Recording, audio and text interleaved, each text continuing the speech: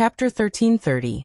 At that time, although Bai Yunj said that she despised it, in order to win the Best Female Singer of the Year for Yu Manran, she had taken leave to stop the experiment and specially rushed to the recording studio. After watching the unreleased behind-the-scenes footage, Yu Manran's fans couldn't stop laughing. Ha ha ha ha ha, Sister Man also has a day when she shivers. Sister Man can't move for the first time, right? This behind-the-scenes footage matches the behind-the-scenes clothes that Man released for her fans. The real young lady also changed the sheet music on the spot. Do you still want to continue spreading rumors? That's right, this answer is F** King Yun herself. Ha ha ha ha ha, who would forget, Yun's obedient girls on the internet. +1. So who's the one behind this? Qin Youjiao obviously did not expect that in order to commemorate his career as a singer, Yu Manran had specially kept the recording studio recording of him discussing the arrangement with Bai Yunj. Following that, just as Qin Youjiao was gnashing her teeth in hatred and wanted to continue using her alternate account to submit the article, many people tagged her. She felt an inexplicable sense of fear. After a moment of hesitation, she clicked on it. Someone had exposed that Qin Youjiao and Feng Shiyan had plotted to frame Bai Yunj. Because the informant had collected too much evidence, other than the photos of the two of them meeting, there were also chat records of Feng Shiyan's team hiring fake reviewers to slander Bai Yunj. There was also a screenshot of Qin Youjiao transferring 20 million yuan to the paparazzi. This wave of action simply hammered Qin Youjiao and Feng Shiyan until they couldn't get up. F***CK. Isn't Qin Youjiao too disgusting? She's pretending to be a good person and apologizing to the real young lady while secretly plotting with Feng Shiyan to slander Bai Yunj? I'm having goosebumps all over. Is Qin Youjiao shameless? She's a fake, yet she still has to harm the real young lady? I'm even more curious why Qin Youjiao can take out 20 million yuan so easily without Mrs. Qin's approval. Then, before everyone could recover from their shock, something even more explosive was suddenly exposed. Previously, the marketing account that received the submission for the real heiress's birthday banquet was sued by Yu Manran Studio. Therefore, the account had to give up the submission account. However, she did not expect that when Yu Manran Studio announced the submission account and was about to sue, Qin Youjiao would actually point out that this was Qin Youjiao herself. This account was used by Qin Youjiao. If what I said is false, you are welcome to sue me. Thank you. What the heck? This person is so vicious. The Qin family was right to kick her out. Everyone I see along the way is going to take pity on the real young lady. What kind of dirty thing is targeting her?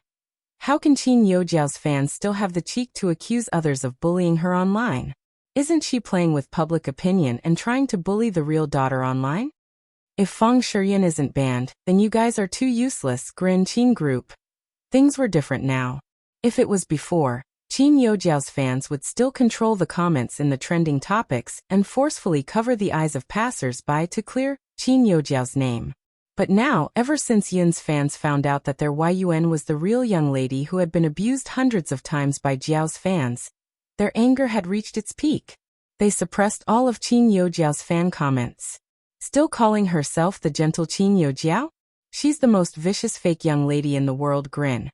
Family, if the fake young lady's fans can still control the trending topics now, then it's our Yun fans' fault.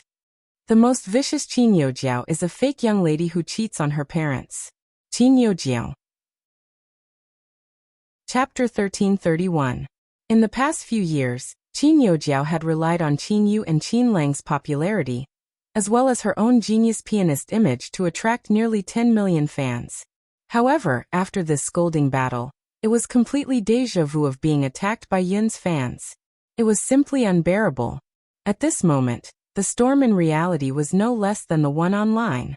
Qin Youjiao sat in the bedroom with a livid expression. Before she could react, she heard a commotion downstairs. You can't do this. Lu Yan. Hearing Mrs. Qin's heart-wrenching voice, Qin Youjiao panicked inexplicably and immediately went downstairs to take a look. However, she did not expect to see a group of bodyguards rushing in and smashing all the furniture the moment she went downstairs. What are you doing? Qin Youjiao took a step back, but was grabbed by two bodyguards and dragged out. Let go of me. What do you want? Unknowingly, it was already raining outside. But very quickly, Qin Yojiao was still thrown out rudely. Miss Qin, this is the Qin family's property. It's not a place you should stay, the bodyguard said ruthlessly. When Qin Yojiao got up from the ground in a sorry state, she was already drenched and her hair was stuck to her face. The moment she looked up, she saw the car door open and an indifferent and dignified man sitting inside. Big brother. Qin Yojiao felt a chill run down her spine, but she had just called out when she met the man's cold eyes and shivered. This gaze was like he was looking at a dead person. However, before Qin Yojiao could regain her senses, everything in her bedroom had already been packed and thrown out. Qin Yojiao, you don't have the right to stay here. The man took off his gold-rimmed glasses, his tone calm and slow. However, his refined and elegant eyes hid a hidden ruthlessness. Qin Lian, she's your younger sister.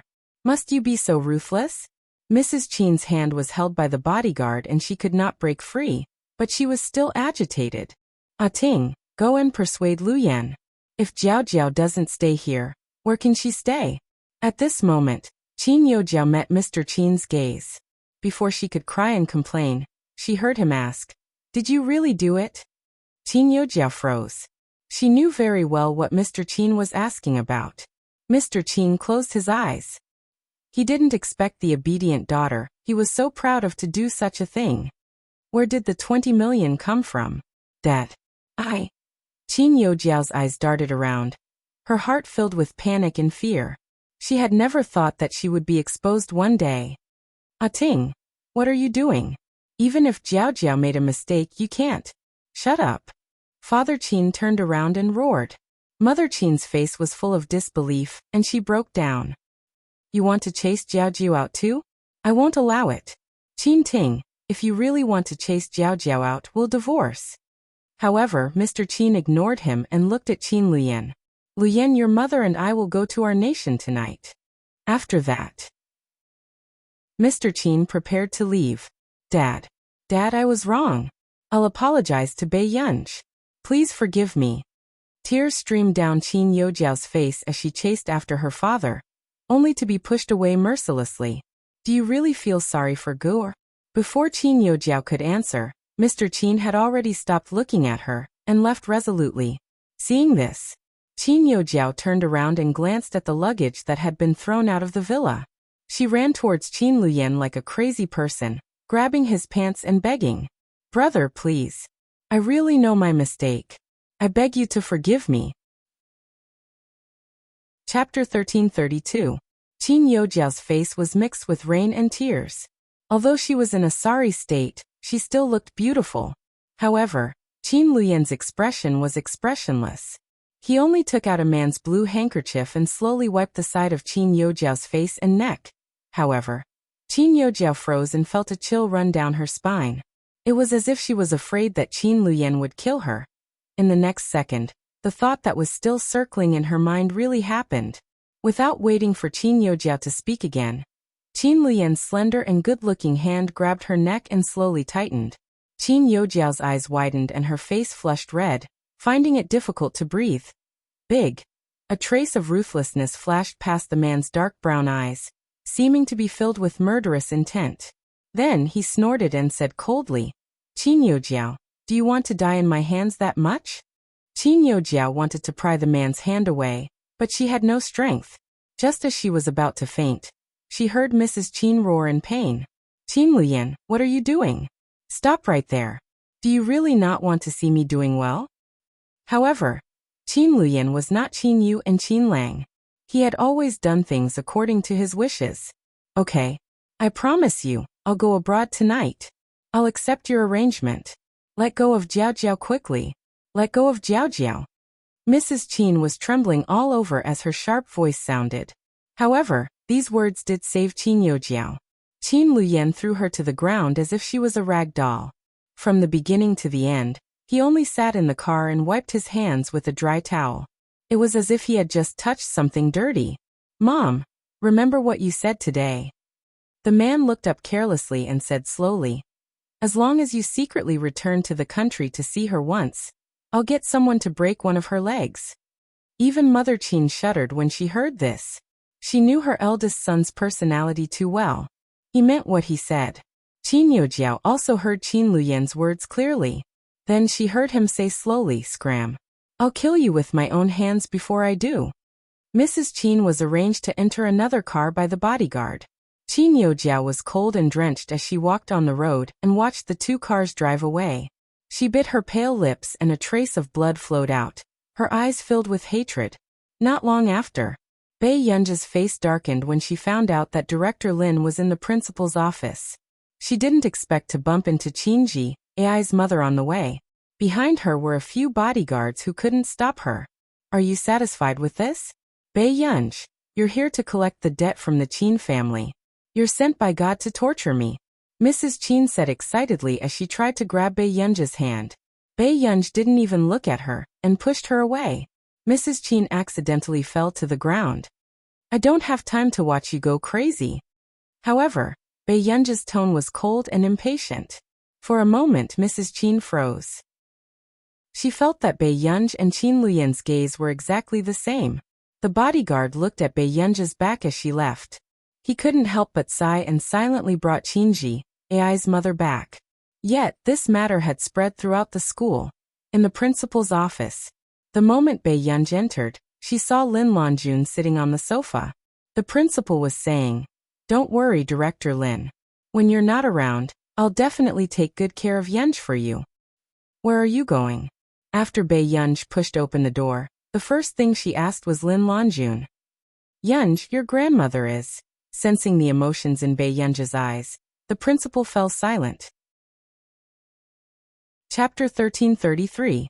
Along the way, Bei Yunji received a call from Zhong Shenglin and the others, telling her that it was Lin Longjun who had asked for it. Grandma is also very concerned about the northern part of Continent K.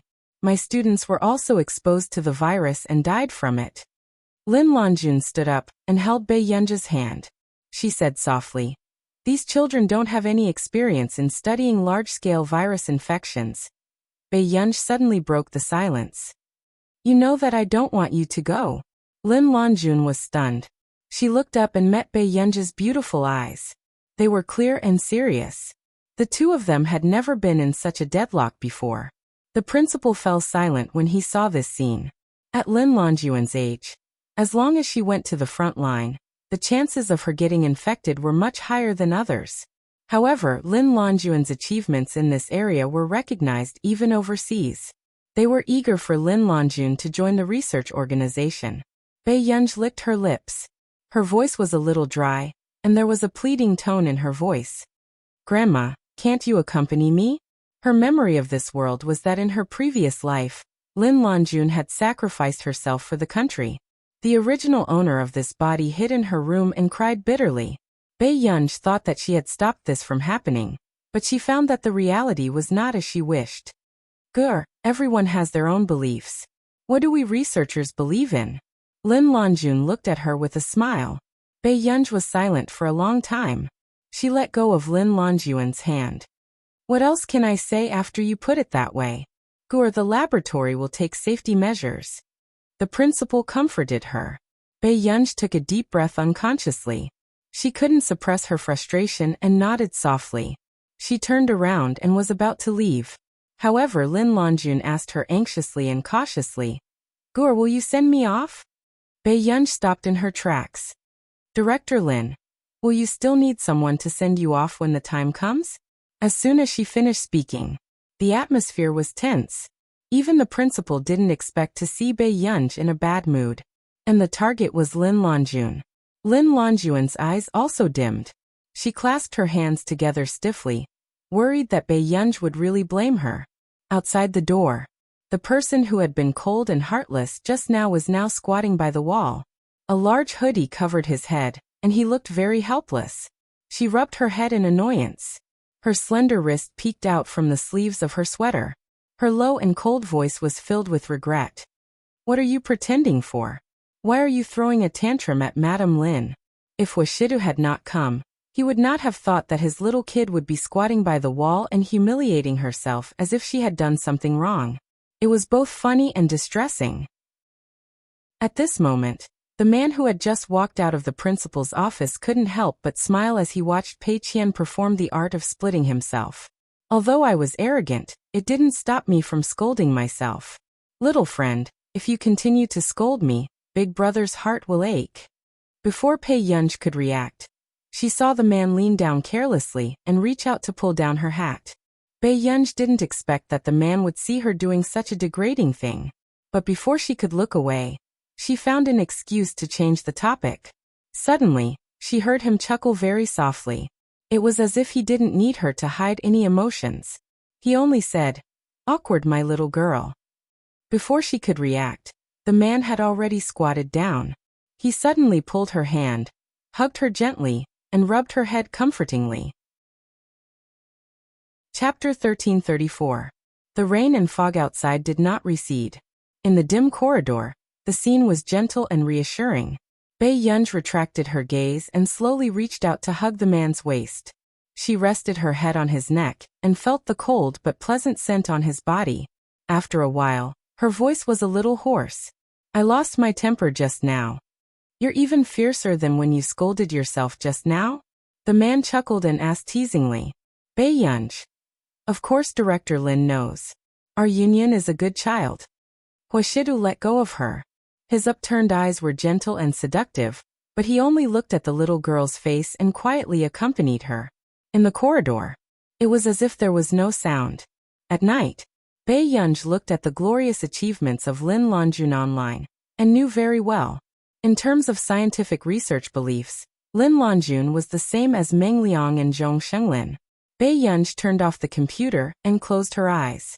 Sometimes, fate was indeed very cunning.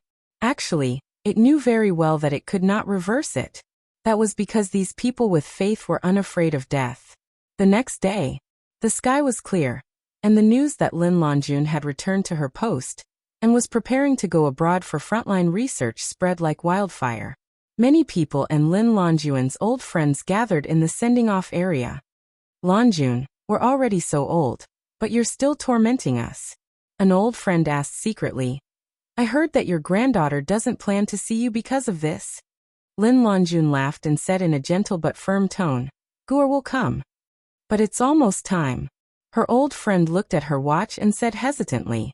The younger generation did not understand why the older generation was willing to stand in this position for the rest of their lives, nor did they care. After all, this was because they had seen how a nation rose to prominence. There were many people sending them off. Lin Longjun had a good temper and was willing to chat. But in the last 10 minutes, she was ready to board the plane. Lin Longjun scanned her surroundings. She did not see that familiar figure, and her gaze dimmed. "Director Lin, are you waiting for someone?" Some reporters asked curiously. Lin Longjun smiled. "It's nothing. I'm preparing to board the plane.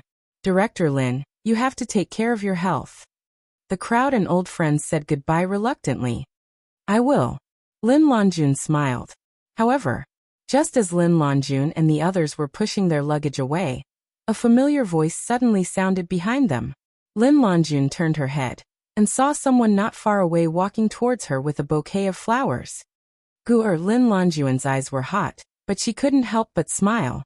The corners of Pei Yunj's lips curled up slightly as she tidied Lin Longjun's gray hair. She laughed and passed a bouquet of flowers to Lin Longjun. "Comrade Lin Longjun, you've overcome the difficulties and returned triumphantly." Pei Yunj was no longer sloppy, which was uncharacteristic of her. She saluted Lin Longjun properly. Seeing this, gradually, people began to pay their respects. Then, everyone sent them off with their eyes and saluted them. Conquering the difficulties of time, and returning triumphantly. Looking at Pei Yunj, Lin Longjun couldn't help wiping her tears, but she still smiled. "Okay, Grandma will come back." Pei Yunj sighed helplessly and took out a tissue to dry her tears. "There are so many people here. Don't cry, Grandma. Grandma is just happy." Lin Longjun smiled through her tears. She walked forward and hugged Pei Yunj again. Only the two of them could hear her voice. The aspirations of a nation are passed down. Chapter 1335. Pei Yunj paused. She didn't know when Lin Longjun found out about this. Then she slowed down and smiled. "Okay. When she let go of him, a man in his 30s or 40s suddenly said, "Miss Pei." Bei Yunj turned around and heard him say, "Don't worry, I will take good care of teacher Lin." Later, Bei Yunj then found out that this was He Jun, the heir of the He family who had stopped her from going. After Lin Longjun volunteered to go to the front line, the He family was so happy that they wanted to burn incense. However, they did not expect He Jun's life idol to be Lin Longjun. He even followed her to our nation without hesitation.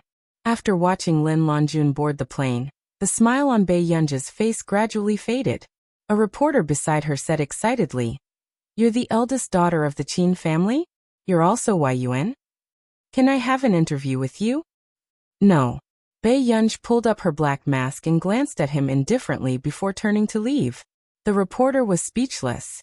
Wasn't her change in attitude too fast? It even made people wonder if it was really raised by Dean Lin Longjun. Why was there such a huge difference in personality? However, not long after, the news of Lin Longjun going overseas became a trending topic, especially when the reporter reported that the person who was sending her off was the real young lady, who had been the talk of the town recently. After everyone finished watching the video, their hearts were filled with emotions. Set your heart for heaven and earth. Set your life for the people. Salute the researchers at the front line. She is the most ambitious and courageous. She will not give up on her youthful heart. Director Lin said that she will be loyal to the dreams of her youth for the rest of her life. Are the people in front all great writers? They have completely broken her defense. Looking at Yun and Director Lin's grandchild hugging, I really can't help but cry. The world is ours now, but it's still yours. The times are changing, and the torch will be passed on forever. Yes, one is the past, and the other is the future.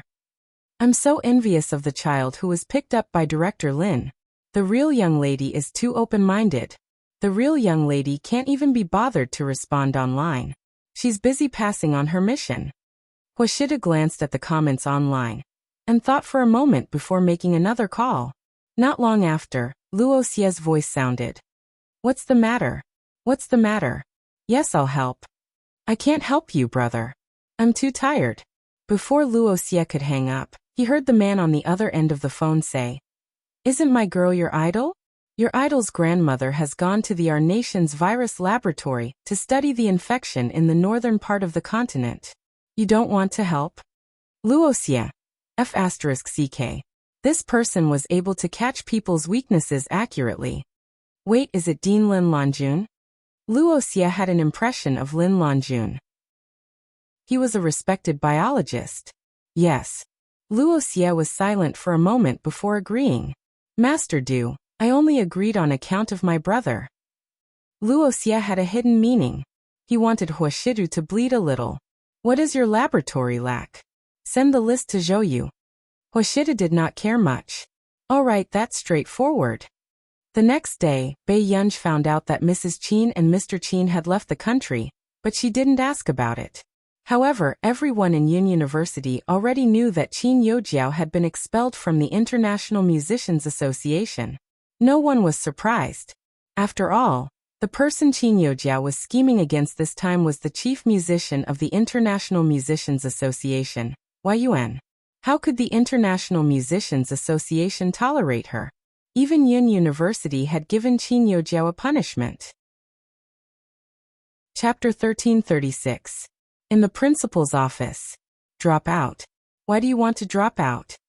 Bei Yunj had just finished talking to the form teacher about dropping out when she was pulled to the principal's office. The principal continued to persuade her earnestly. "Yunj, let's have a good talk. You're upset because Qin Youjiao hasn't been expelled, right? But she's currently staying in school as an auditing student for observation.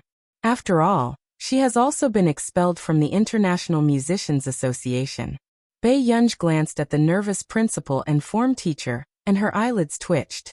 "No, I don't have time to study anymore." Bei Yunj indeed had nothing better to do than to study in university. The principal was speechless. What was wrong? Was she being forced to inherit billions of assets? "Yunj, you have to think carefully. A university diploma might be useless to you, but university life is meaningful." The principal braced himself and said, This was the first time the principal of Yin University had said that their school's diploma was useless. If it was anyone else, who wouldn't treat Yin University's diploma as a golden signboard? However, Bai Yunji's family did have a mine. She also had 3 older brothers who could provide for her for the rest of her life. In the end, under the principal's persuasion and concession, Bai Yunji did not succeed in dropping out of school. However, at the same time, the school gave Bai Yunji an ultimatum. She could not attend classes, but she had to pass the department's examination in the top 20. Otherwise, she would have to repeat the year. This was a privilege, but not many people dared to take such a privilege. In country are the scientific elites of biology, virology, and other scientific research from all over the world gathered, and were brought into the laboratory building one by one. The surrounding aura was awe-inspiring and the reporters could not help but be excited. This was a group of big shots who lived in textbooks. It's Silver. Not long after, the reporters below took photos crazily. Looking at the woman in the khaki trench coat, they took photos crazily. However, the woman frowned coldly and left even faster. Silver is actually participating in the experimental research. This is a reassurance for everyone. A reporter from country are said proudly. This was their country's most promising virologist. However, not long after, another ordinary-looking car stopped at the gate, and a kind-looking elderly lady walked out of it. In the past 20 years, Lin Longjun had never appeared, and there were only a few people who knew her. What's going on? Only 2 researchers from Country A are here? The Country A reporter began to stir up trouble as usual. Madam, may I know your name? Why are you qualified to participate in this experiment? Lin Longjun was not angry at all. Instead, she smiled and said, I just have some experience. Listen to Yan. Before the reporters could mock her, Lin Longjun had already entered the laboratory. He-jun, who was following behind Lin Longjun, glanced at the reporter with an unpleasant expression. If you really don't know her, then please remember that without Madame Lin Longjun, the current population of Country A would be reduced by at least 1/3. After saying this, after He-jun left, the others suddenly remembered. It's President Lin Longjun. Another Country A reporter was shocked. 20 years ago, Director Lin was the first to successfully produce the antibody reagent in the virus infection experiment. This is the first female winner of the Jane's Biology Prize. Even Director Lin is here. Then the situation in the north is saved. The crowd was suddenly in an uproar. They took pictures of Lin Longjun's back like crazy, making the reporter who spoke without thinking just now blush in shame. Chapter 1337. In the evening, experts from our nation's virus research laboratory were having a meeting. What is the meaning of this? Do you think that this research needs someone who has retired for more than 20 years?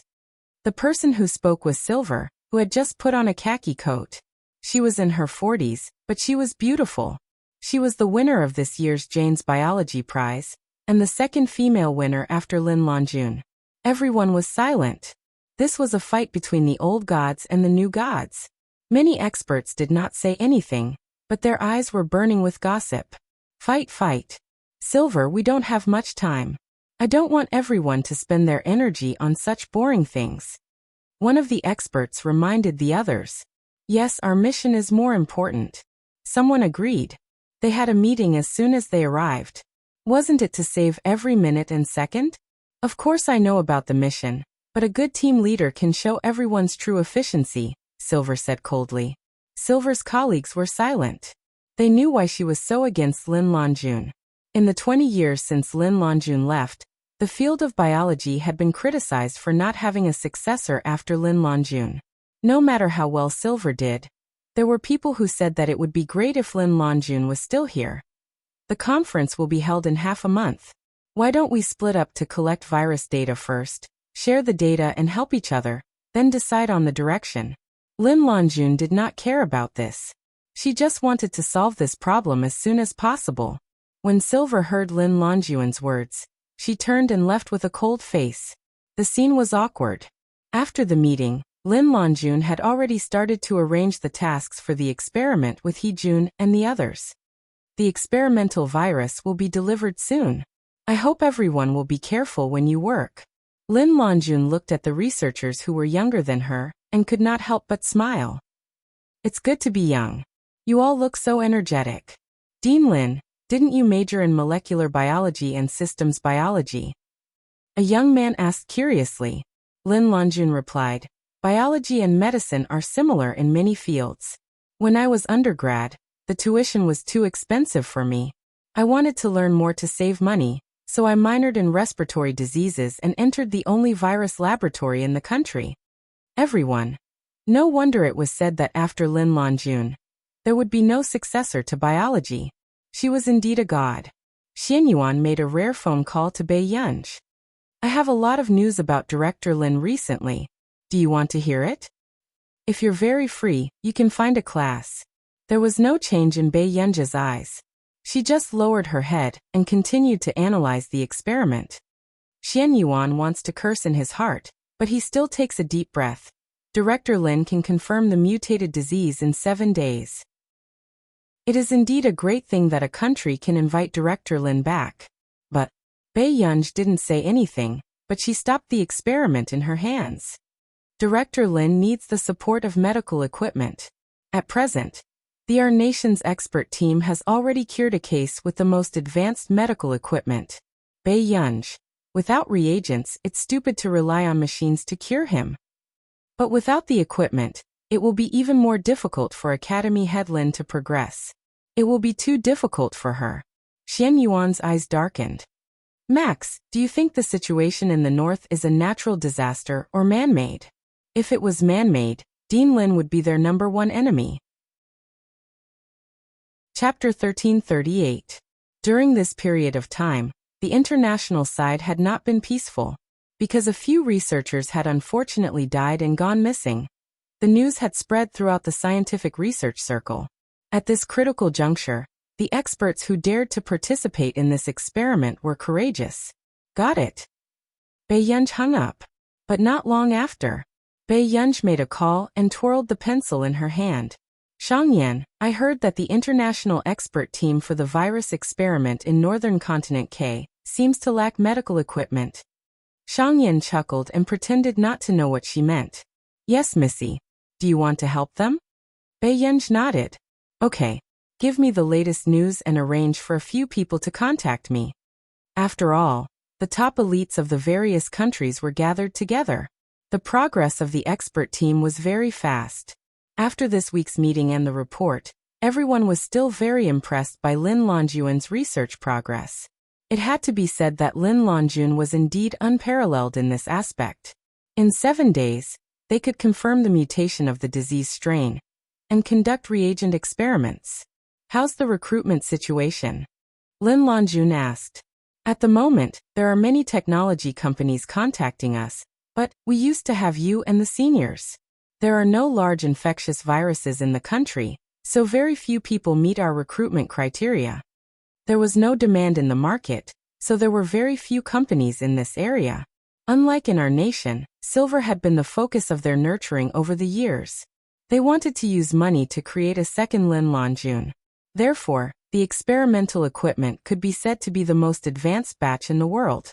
Seeing that everyone else was a little anxious, Lin Longjun smiled and said, Don't be afraid. The medical institute is also arranging the supplies. They didn't have many patients here, so the first batch of equipment and supplies was sent to the laboratory at the headquarters in Continent K. The second batch of supplies would arrive in about a week. During this period of time, in China, in the laboratory, Bai Yunj was also researching and developing day and night. Are you crazy? The moment Si Qingyan opened the door, he realized that Bai Yunj was still inside. He was shocked. How long have you been sleeping? Almost 3 hours. Bai Yunj said indifferently, Come and help. Bai Yunj, are you preparing to die young? Aren't you afraid of dying first with such a high-intensity experiment? Bai Yunj did not even look up. I can't sleep. Her sleep quality was poor. At this juncture, he didn't want to waste any more time. Seeing that the research and development was progressing so quickly, Si Qingyan was silent for a moment. He sighed and walked over to help. They were preparing for the press conference half a month later. Why should we listen to Lin Longjun's arrangements? I don't agree.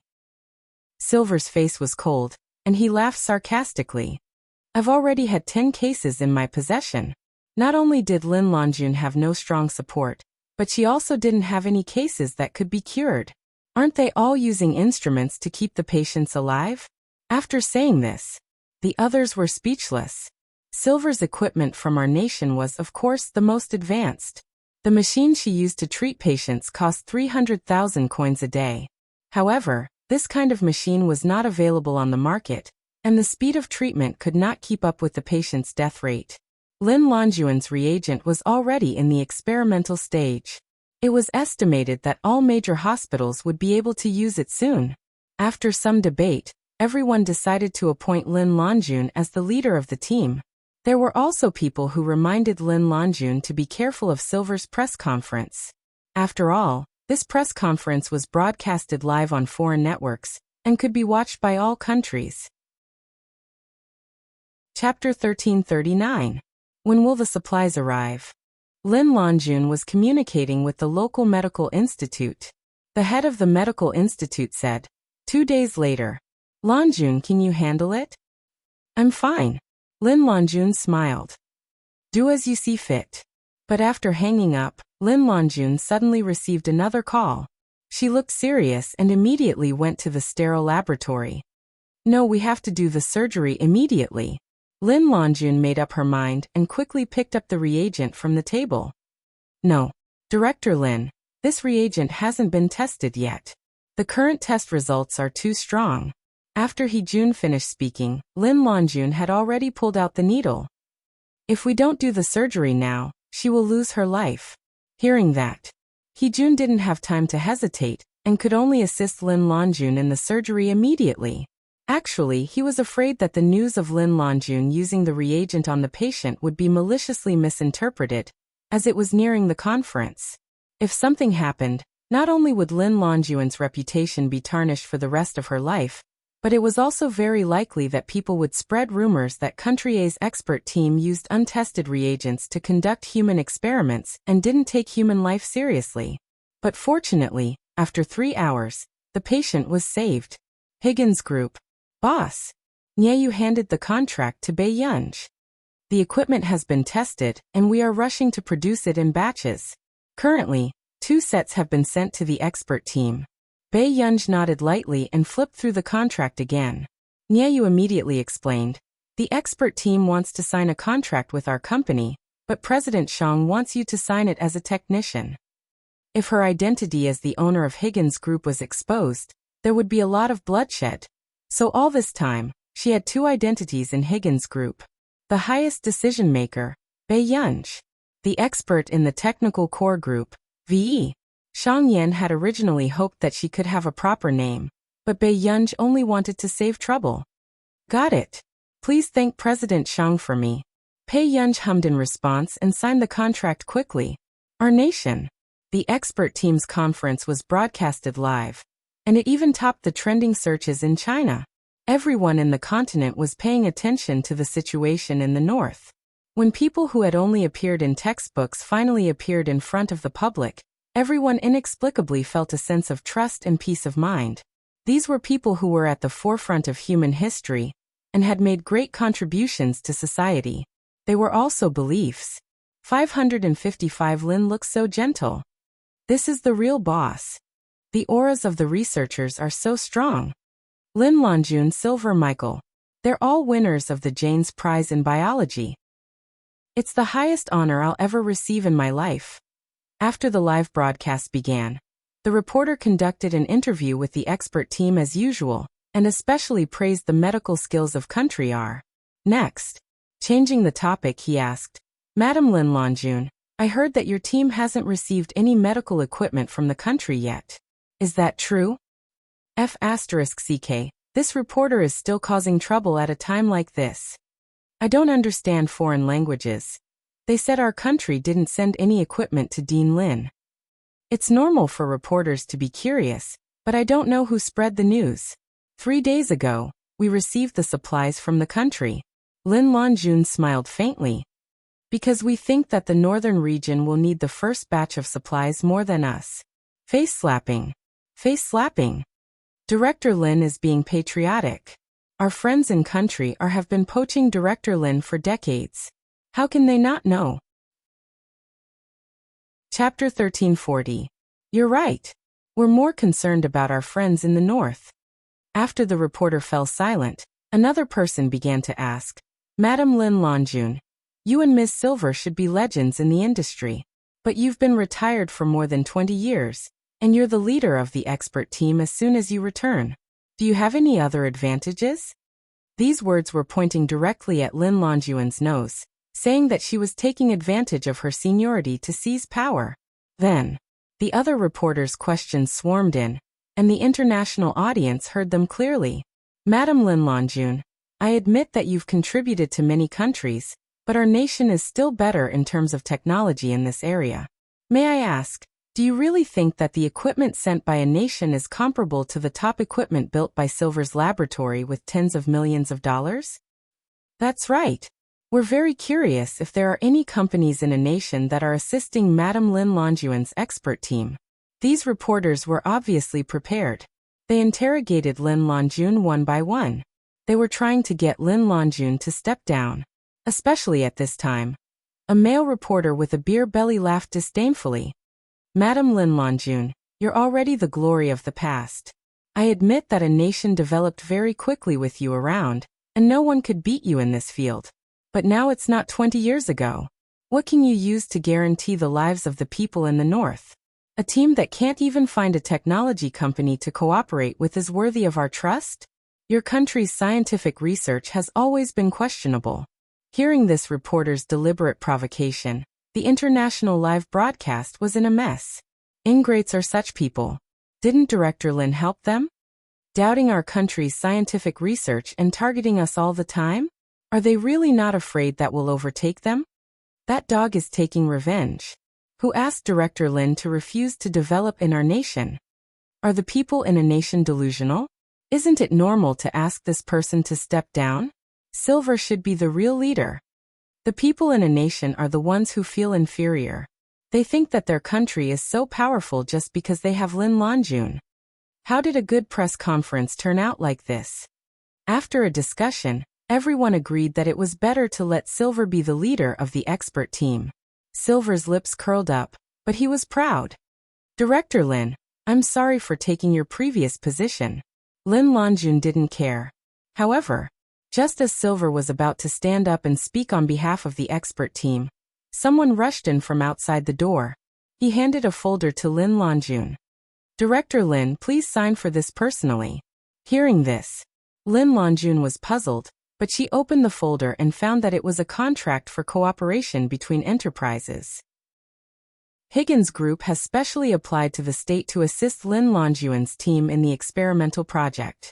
Hope for approval. Company manager. VE. At the same time, the expert team members also received a change in their computer.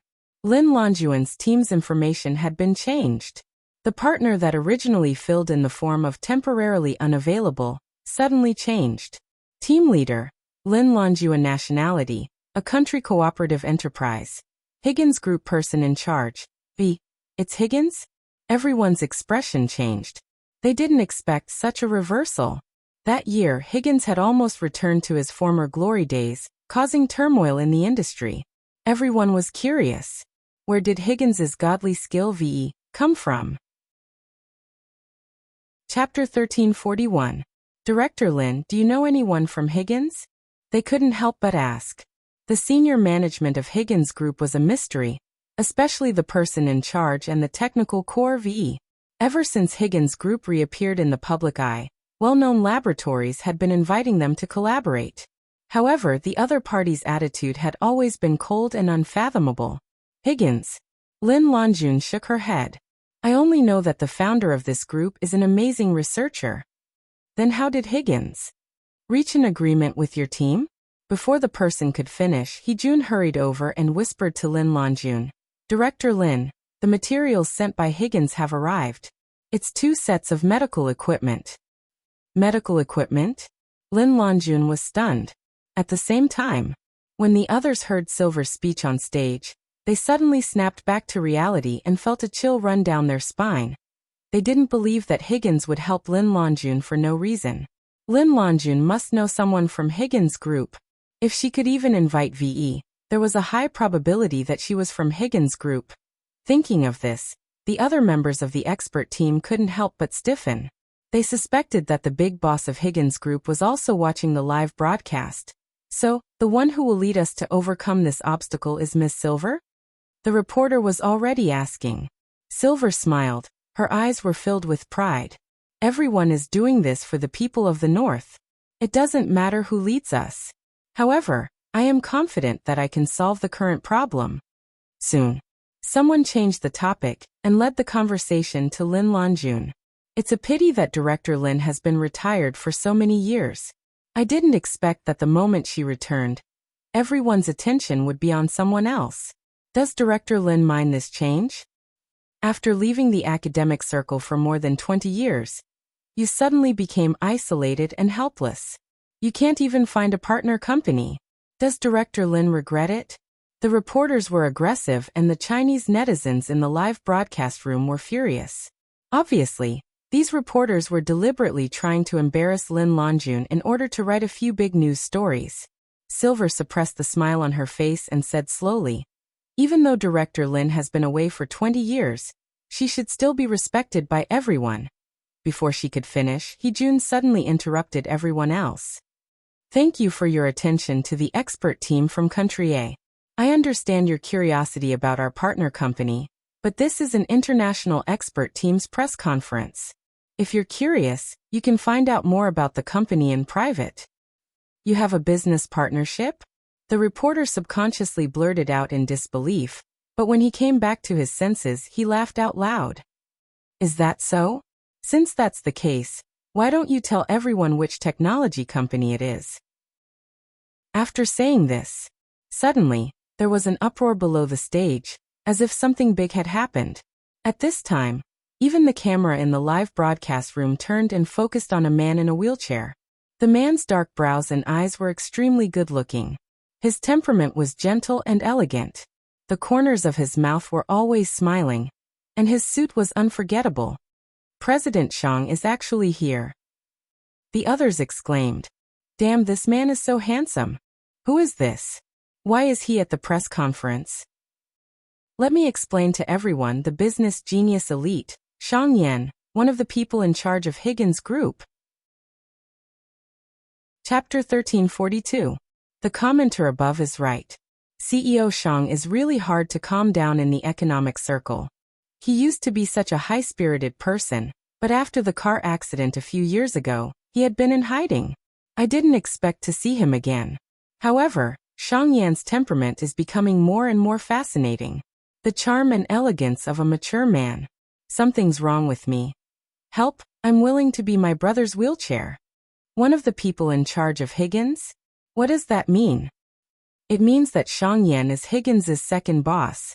The big boss has never been exposed, CEO Shang. May I know what opportunity led you to come here personally?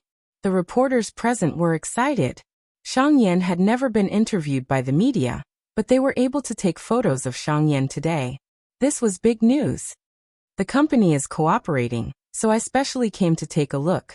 Shang Yan curled his lips and added unhurriedly, the mission given by the boss. Cooperation? Which team is Higgins working with? The reporter froze. How could a leading company like Higgins come to curry favor with a cooperation team? Everyone was confused. After all, they thought that the person most suitable to be Higgins' partner was Silver. However, Silver had already announced that the partner was the Mondo Group, a technology company backed by the Delaney Group. Madame Lin Longjun's team. Shang Yan nodded and smiled at Lin Longjun as a polite greeting. Everyone at the scene was stunned. Didn't they say that Lin Longjun was isolated and couldn't find a cooperative company?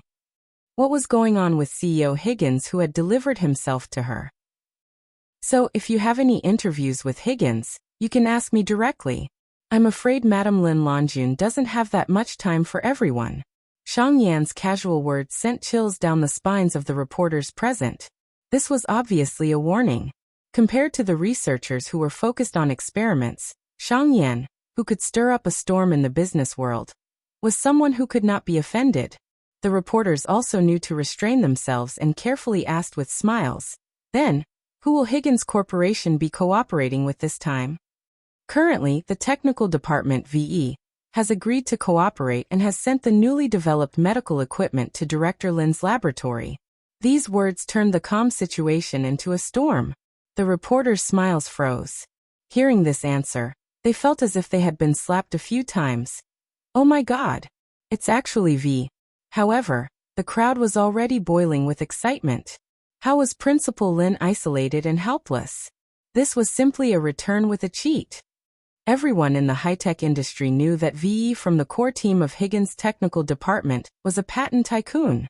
It was said that the sales of Higgins' high-end technology products had increased by more than 10 times.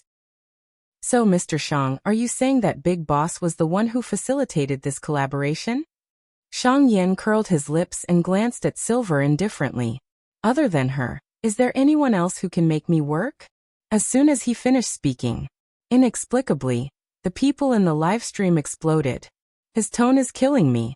Ah. I'm sorry. Is this the love of a capitalist? Wait, I remember. Big Boss Higgins is a woman. Is this the redemption story of a business tycoon coming into reality? Due to Shang Yan's sudden appearance, this press conference was trending in various regions. Chapter 1343. Everyone's attention on Lin Longjun had reached an unprecedented climax. Many people even supported Lin Longjun as the leader of the international expert team. In the virus laboratory, Director Lin, the two machines sent by Higgins are even better than the ones from Silver next door. They have an outstanding effect on the detection and oxygen supply of patients. A few members were so excited that they were almost incoherent. Most importantly, this efficient machine had very little consumables, unlike the machine in Silver's laboratory that costs more than 300,000 yuan a day. How can the company next door compare to the things developed by VE? Yijun snorted. Mondo Technology's biggest capital was the Delaney Group. The reason why Delaney and Higgins could become top scientific research companies was because one had, and the other had VE. Why do the big shots like to use strange letters these days? The member muttered. Why do you care about this? Don't you want to hear something fun? Let me tell you, the atmosphere at Silver next door is terrifying. I heard that the expert team has unanimously defected and hopes that Director Lin will take charge of the overall situation. Why? Why else? They're just afraid of Higgins. A month passed. The severity of the infection in the northern part of Continent K had obviously decreased. The people of various countries were glad about this. In a certain border area of Continent K, the mortality rate has been reduced by 75%. The man behind the bed curtains laughed. Should I say that those researchers are more capable, or are you more capable? The person who was asked trembled and immediately knelt down. Master, the leader of the expert team this time is Lin Longjun, the woman who is best at biology and virology in Country A. In her hands, she has solved the virus problem of 3 fatal infections. And because of her, Higgins is also doing his best to assist the international expert team. Hearing this, the man on the bed walked out at this moment, but he kicked the person who spoke to the ground. His tone was cold. Trash. You still have the cheek to say that? You can't even handle such a small matter. Where's the data, the human infection data? That person hurriedly got up and knelt down, not daring to look at the man with a dark expression. The data. According to our spy, after Lin Longjun's suggestion, the data is stored in the Our Nation's Computing Institute. In order to get more insider information, they had a spy in the expert team. Originally, they thought that Silver would definitely become the team leader, but they did not expect that Lin Longjun would appear out of nowhere and completely mess up their plans. Lin Longjun again. That person's eyes were cold. After he finished speaking, he glanced at the people kneeling on the ground and said indifferently, "Get up and speak." The man who was kneeling on the ground trembled as he stood up. He couldn't help but look at the man who had almost killed him. The man looked to be in his 20s or 30s. His skin was fair and delicate, and he had a pair of cold almond-shaped eyes. What left a deep impression on people was his kasaya and the 9 scars on his smooth and clean head. He casually tugged at his collar, not caring about the firm and sexy lines of his muscles that were half exposed. He sipped his tea and asked, "Have you checked Lin Longyuan's information?" Lin Longyuan is just like the traditional researchers in a country. She is even more diligent and thrifty, but she has a son and a grandson. Her son was her biological son, but he was a hooligan and wasn't close to Lin Longyuan. Her granddaughter was picked up from the streets, but I heard that she's Lin Longyuan's flesh and blood. This is Lin Longyuan's weakness, the man said carefully. Interesting. Qi Wuxiu curled his lips and placed the teacup on the table. It will be a little troublesome for us to deal with the matters in a country. Go and release the people in the dungeon. Chapter 1344. Not long after, a drenched man was carried over and casually thrown to the ground. The man looked up weakly. His eyes were stung by the strong light. "Roland, you haven't seen the sun for a long time, right? Help me do something and I'll give you your freedom." Qi Wuxiu curled his lips and said unhurriedly. The man who was fished out of the dungeon said hoarsely, "What do you want me to do?" He had been locked up in the dungeon for more than 10 years and couldn't help but be afraid of this person. Qi Wuxiu was a lunatic, but it seemed that the heavens turned a blind eye to him. He was already in his 40s, but he looked like he was in his 20s or 30s. "Go to Yun City and find a person called Bai Yunj." Qi Wuxiu gave him the photo and squatted down in front of him. "Find a way to get close to her. I'll give you a mission later. After that, we'll go our separate ways." "Qi Wuxiu, how can I trust you?" He gritted his teeth and questioned. This lunatic never played by the rules. He used to be a respected monk, but he suddenly burned all the monks in the temple to death overnight, and embarked on the path of a terrorist organization. "It's up to you whether you want to leave or not. But if you leave and don't work for me." There was no warmth in Qi Wuxiu's eyes.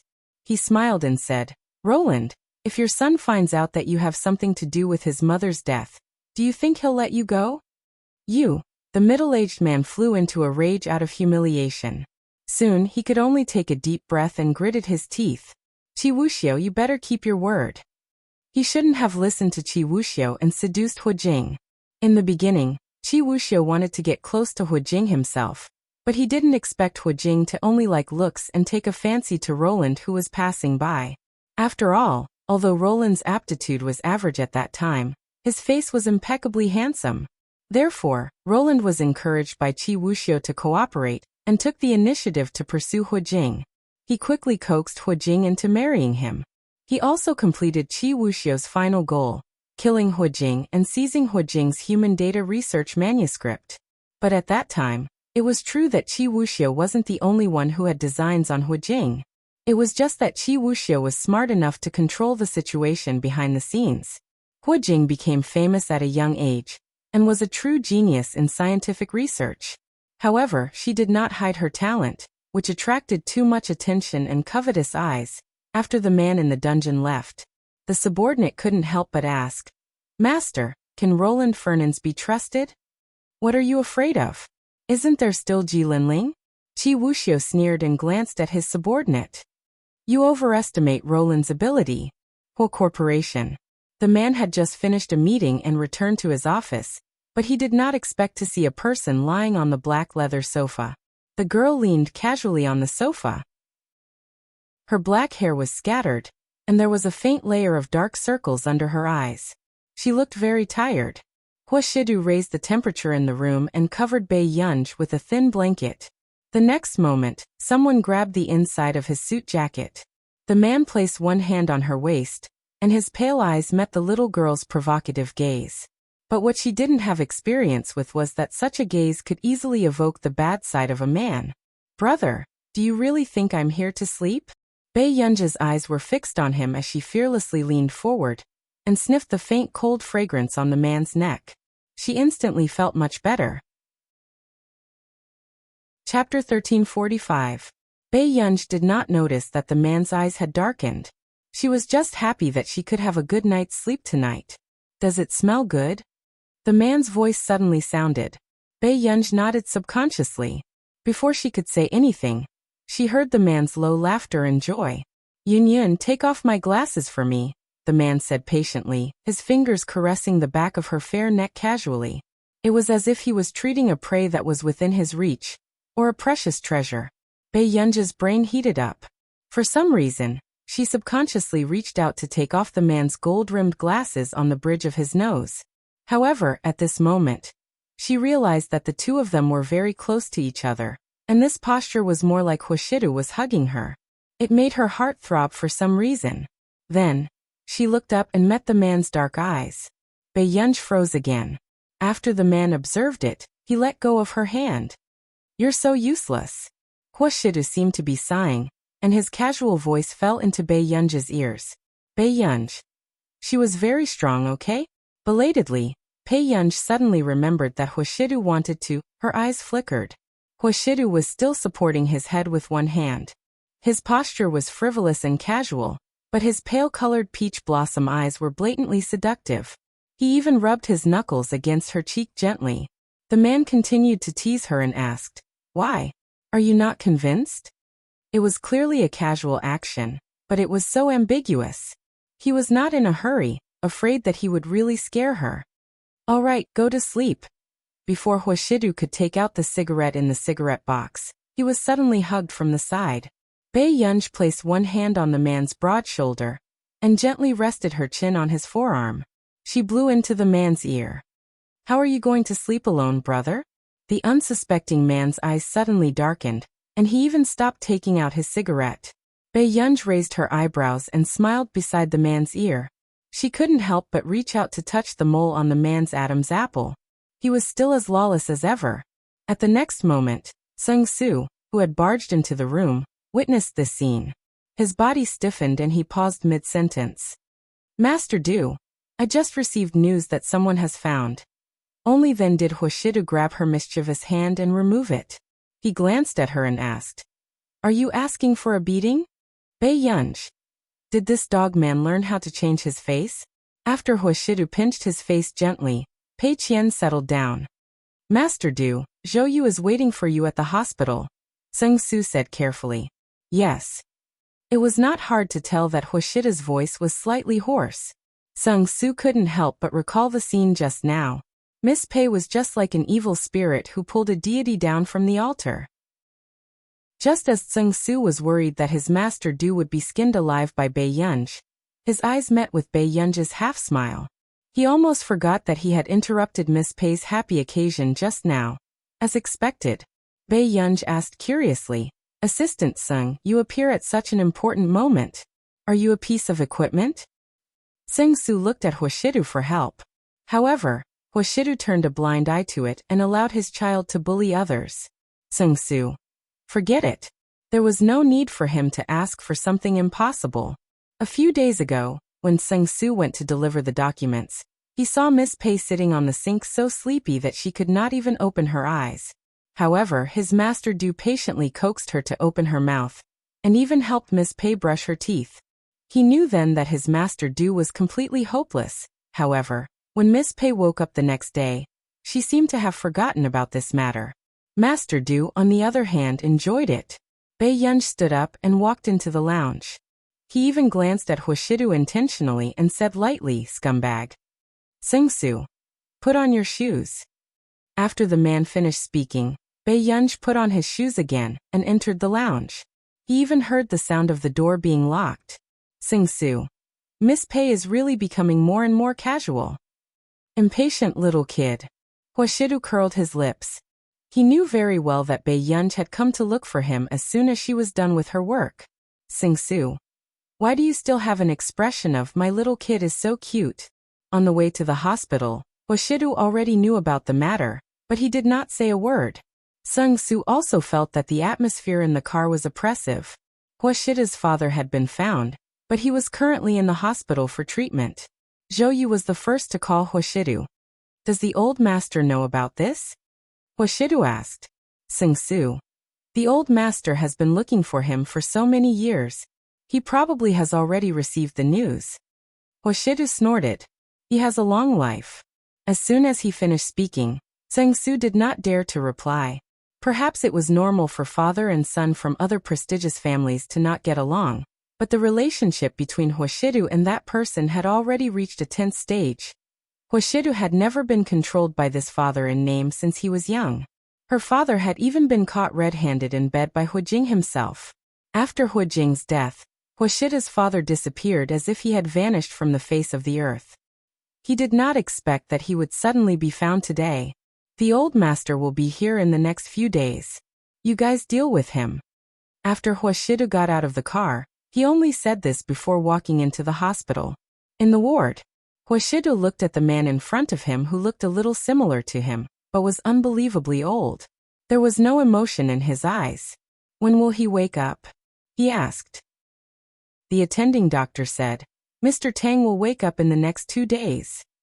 Although Huashida's father was from a top-notch prestigious family, he was of mixed blood from another family. He was sent back to the Fernan's family when he was 9 years old. His name was Tang Boyang. However, old Master Fernan's doted on this son the most, because he was born from the woman old Master Fernan's loved the most in his life. Zhou Yu, come out with me. Huashidu walked to the long corridor and glanced at him. Who kidnapped him?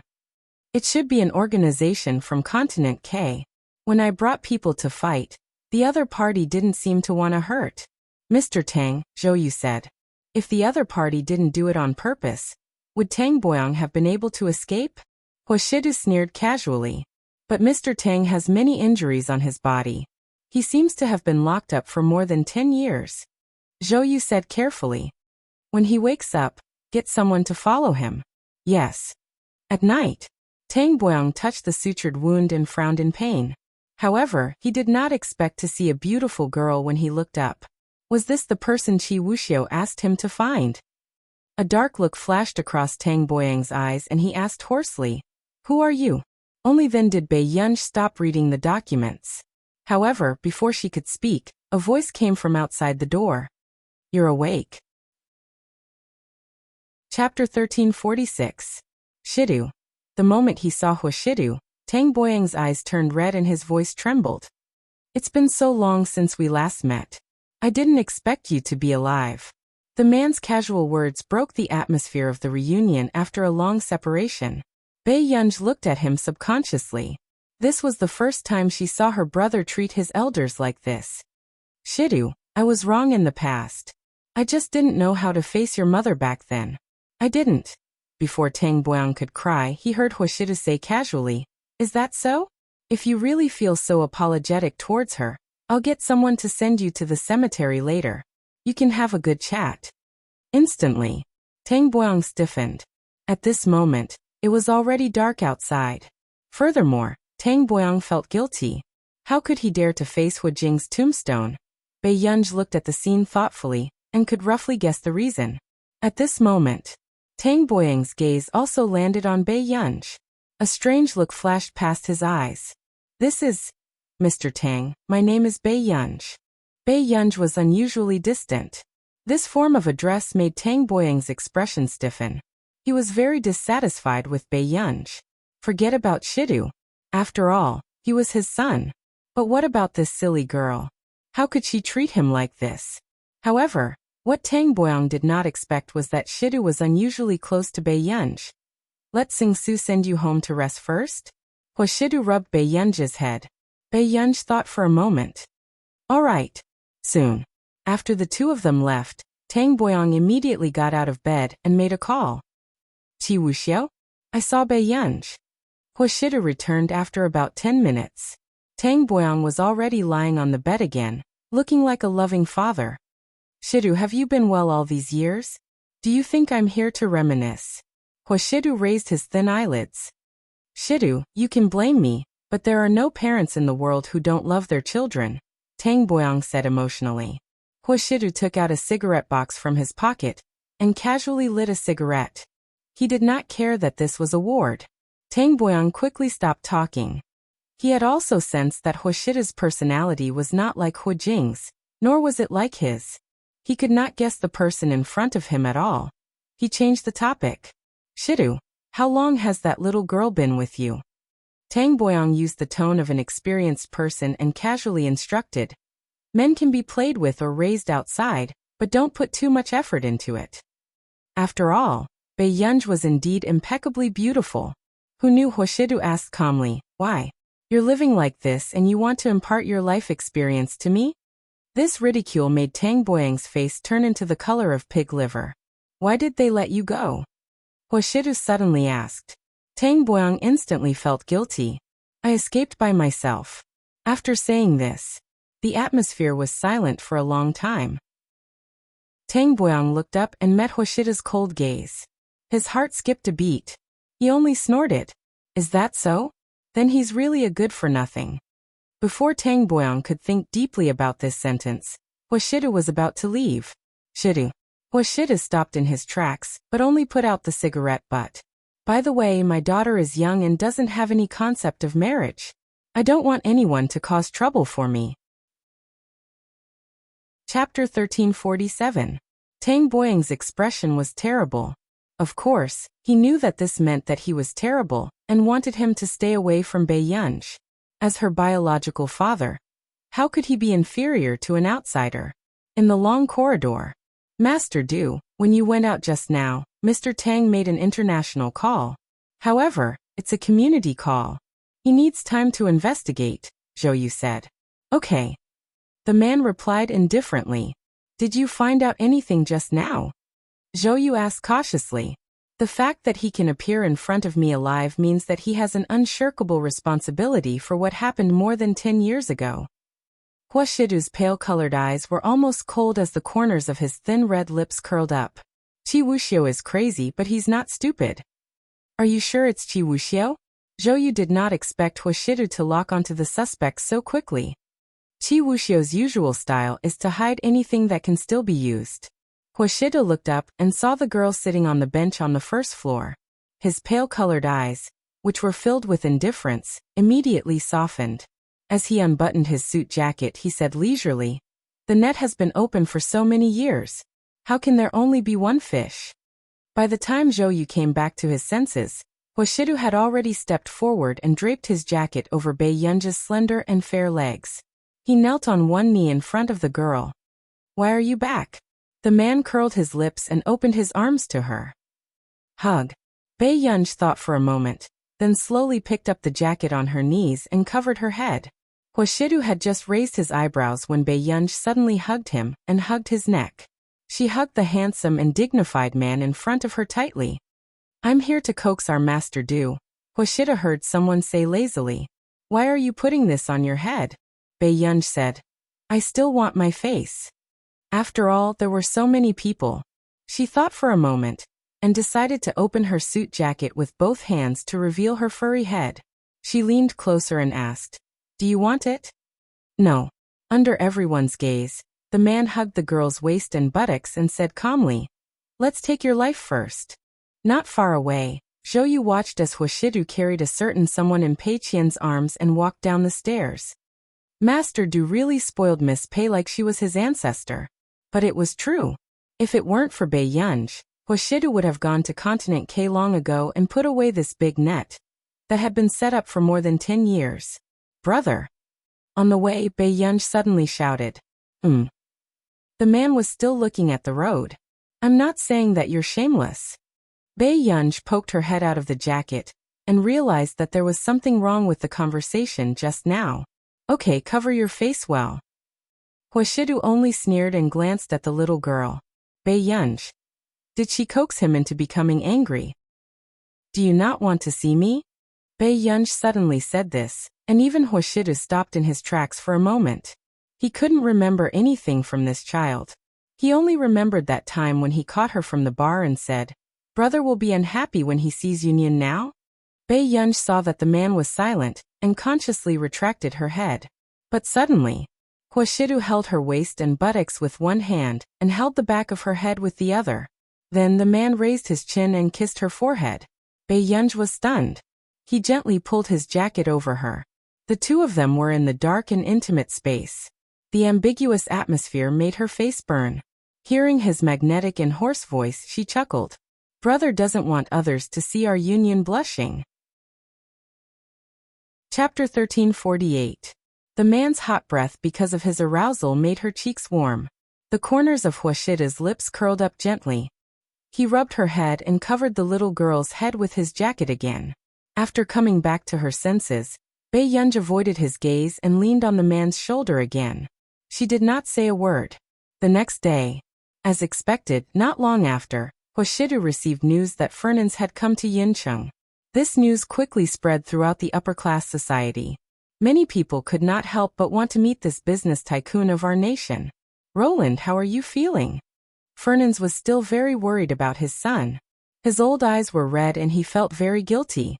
It was because he was useless that his son was kidnapped and imprisoned for more than 10 years. Dad, I'm fine now. Tang Boyang heaved a sigh of relief when he saw Fernan's concerned expression. It's just that Shidu doesn't seem to want to acknowledge me. As soon as he finished speaking, unexpectedly, Fernan said matter-of-factly, the person who gave birth to him is Hua Jing. The person who raised him is old Madame Hua. How can he acknowledge you? Tang Boyang froze when he heard this.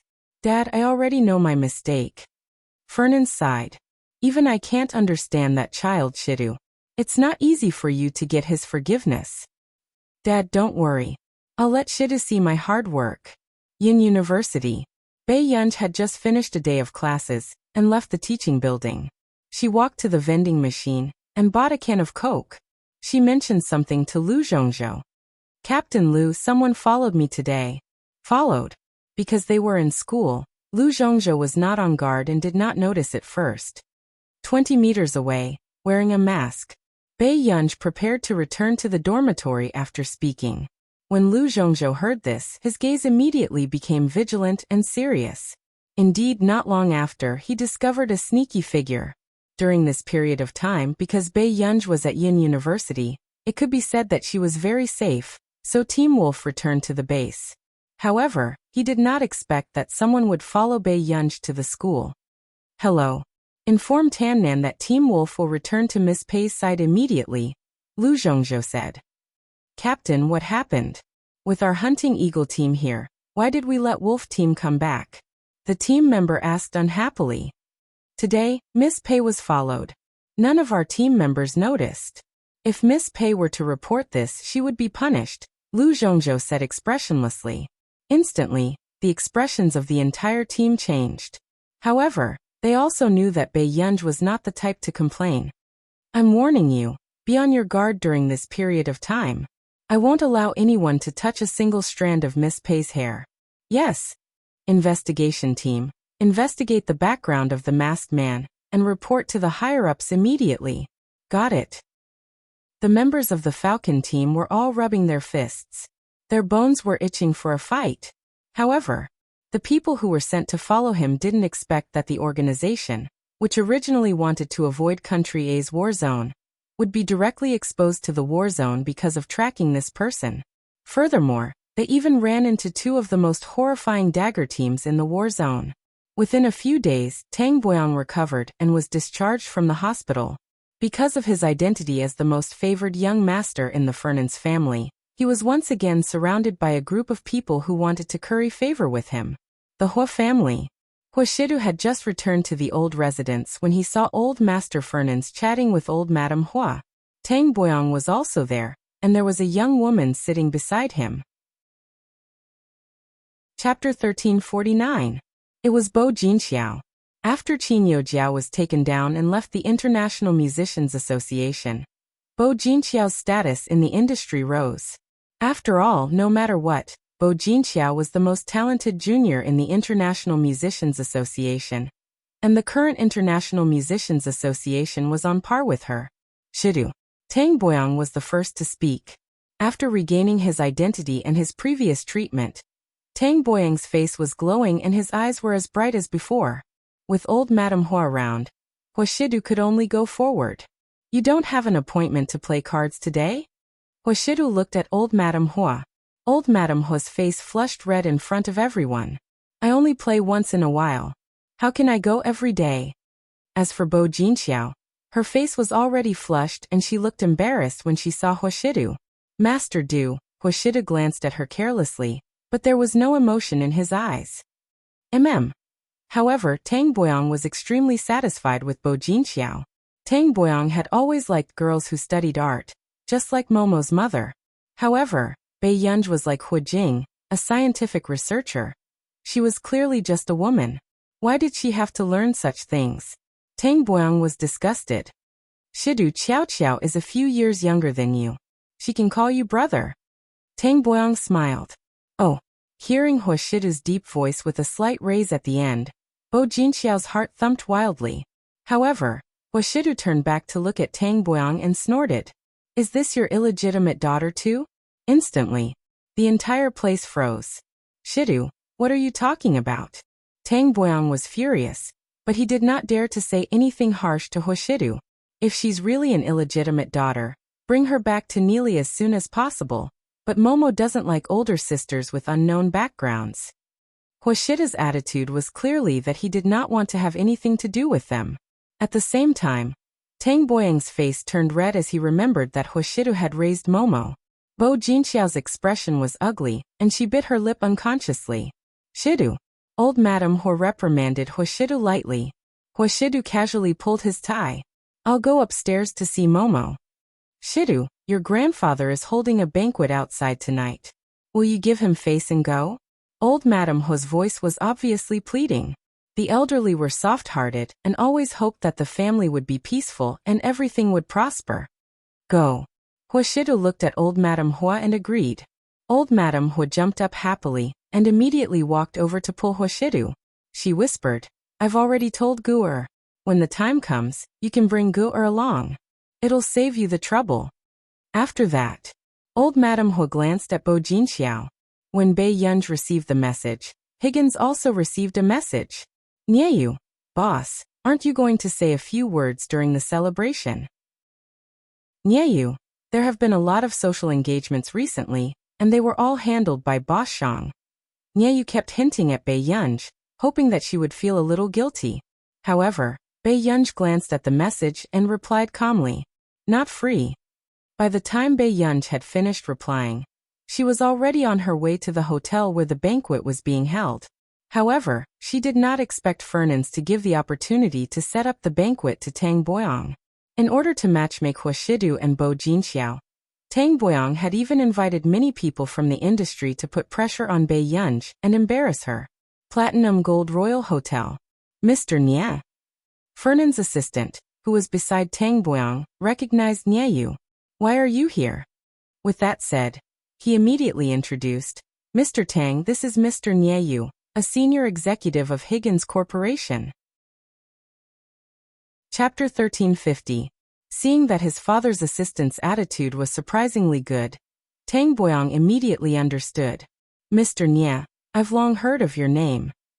Nieyu only smiled politely at this gesture of goodwill. Mr. Fernans, you're too polite. His attitude of being neither close nor distant was hard to grasp. However, Tang Boyang also knew that Nieyu had the confidence. Tang Boyang smiled. President Nie, you can call me Tang Boyang. May I know why President Nie is here at Platinum Gold Royal Hotel today? Nieyu's expression did not look good when he thought of what had just happened. He gave a fake smile. It's nothing. It's just that our company is having a gathering today, and a very important person can't come. A very important person? Tang Boyang and his assistant were surprised. They did not expect someone to not give Nieyu face. Could it be that person? The assistant quickly thought of someone and his eyes widened. Tang Boyang could not react, and could only look at his assistant. Nance's appointed successor, the one who has been in power for a year and made Higgins Corporation regain its glory. However, I've never seen that boss appear. After the assistant finished explaining, seeing that Nieyu was silent, he knew that it was really that big boss. So the boss of the Higgins group was very likely to show up here today. A strong sense of pity appeared in the assistant's eyes. Ever since Higgins Corporation regained its glory, the technology industry had developed rapidly and become a popular company. Everyone wanted to squeeze in and build a relationship with Higgins Corporation. However, Shang Yan had always looked easy to talk to, but his heart was like a rock. As for that big boss, there was no news of him in the industry. President Nie, since we're hosting today, why don't you come and support us? Seeing that Nieyu was worried, Tang Boyang immediately said, settle your internal dinner first. You just have to come and have a drink. Sure. After Nyeyu agreed, joy appeared in Tang Boyang's eyes. Soon, Bei Yunj, who had just arrived at the door of the private room, heard the discussion inside. Jin Xiao is already so old, but you haven't thought of finding a boyfriend? Tang Boyang asked with a smile. Not only was he satisfied with Bo Jinxiao's identity as a member of the Music Alliance, but he also felt that the Bo family was richer than the Qin family. Even the Qin family's current strength was no less than the Bo family's. Bo Jinxiao blushed. I was worried about my schoolwork and the training of the Musical Alliance was very busy, so there was nothing to talk about. Hearing Bo Jinxiao say this, Tang Boyang looked even more satisfied. Young master is so cute. Actually, I've always wanted a younger brother. Bo Jinxiao changed the topic and looked at the quiet Momo with a smile. However, when she glanced at Asi, who was beside Momo, her smile was a little stiff. She was afraid of dogs. When she was brought to the Hua family by Tang Boyang, she wanted to get close to Momo so that the Hua family would notice her, but she was shocked by this Alaskan Malamute. What was even more unexpected was that Momo had brought this dog over today. Momo, why did you bring a dog to a restaurant? Tang Boyang suppressed his impatience and asked. Momo just lowered her head and hugged Alice without saying anything. This angered Tang Boyang so much that his teeth itched. They were clearly his children, but in the end, all of them were going against him. Meanwhile, suddenly, a frivolous whistle sounded from the door. Asi, who was licking its fur, was instantly energized and suddenly rushed toward the door. Bei Yunj almost fell from Asi's pounce. Asi wagged its tail and circled her for a long time before she squatted down and stroked its fur comfortingly. Momo's eyes lit up. Sister. Chapter 1351. Seeing Momo running towards Bei Yunj with shining eyes, Tang Boyang and Bo Jinxiao's expressions did not look good. Why did you bring Ergi here? Bei Yunj covered Alas's mouth with one hand, preventing it from approaching. Momo hugged Bei Yunj pitifully. Momo is scared alone. The atmosphere was cold. The rest of the people looked at this little young master, who had a cold and noble expression just now. Weren't they human? Bei Yunj raised an eyebrow. Before she could say anything, she heard Tang Boyang laugh coldly. Jinxiao, not all girls are like you. For the sake of the International Music Alliance and studies, they don't even have time to make friends.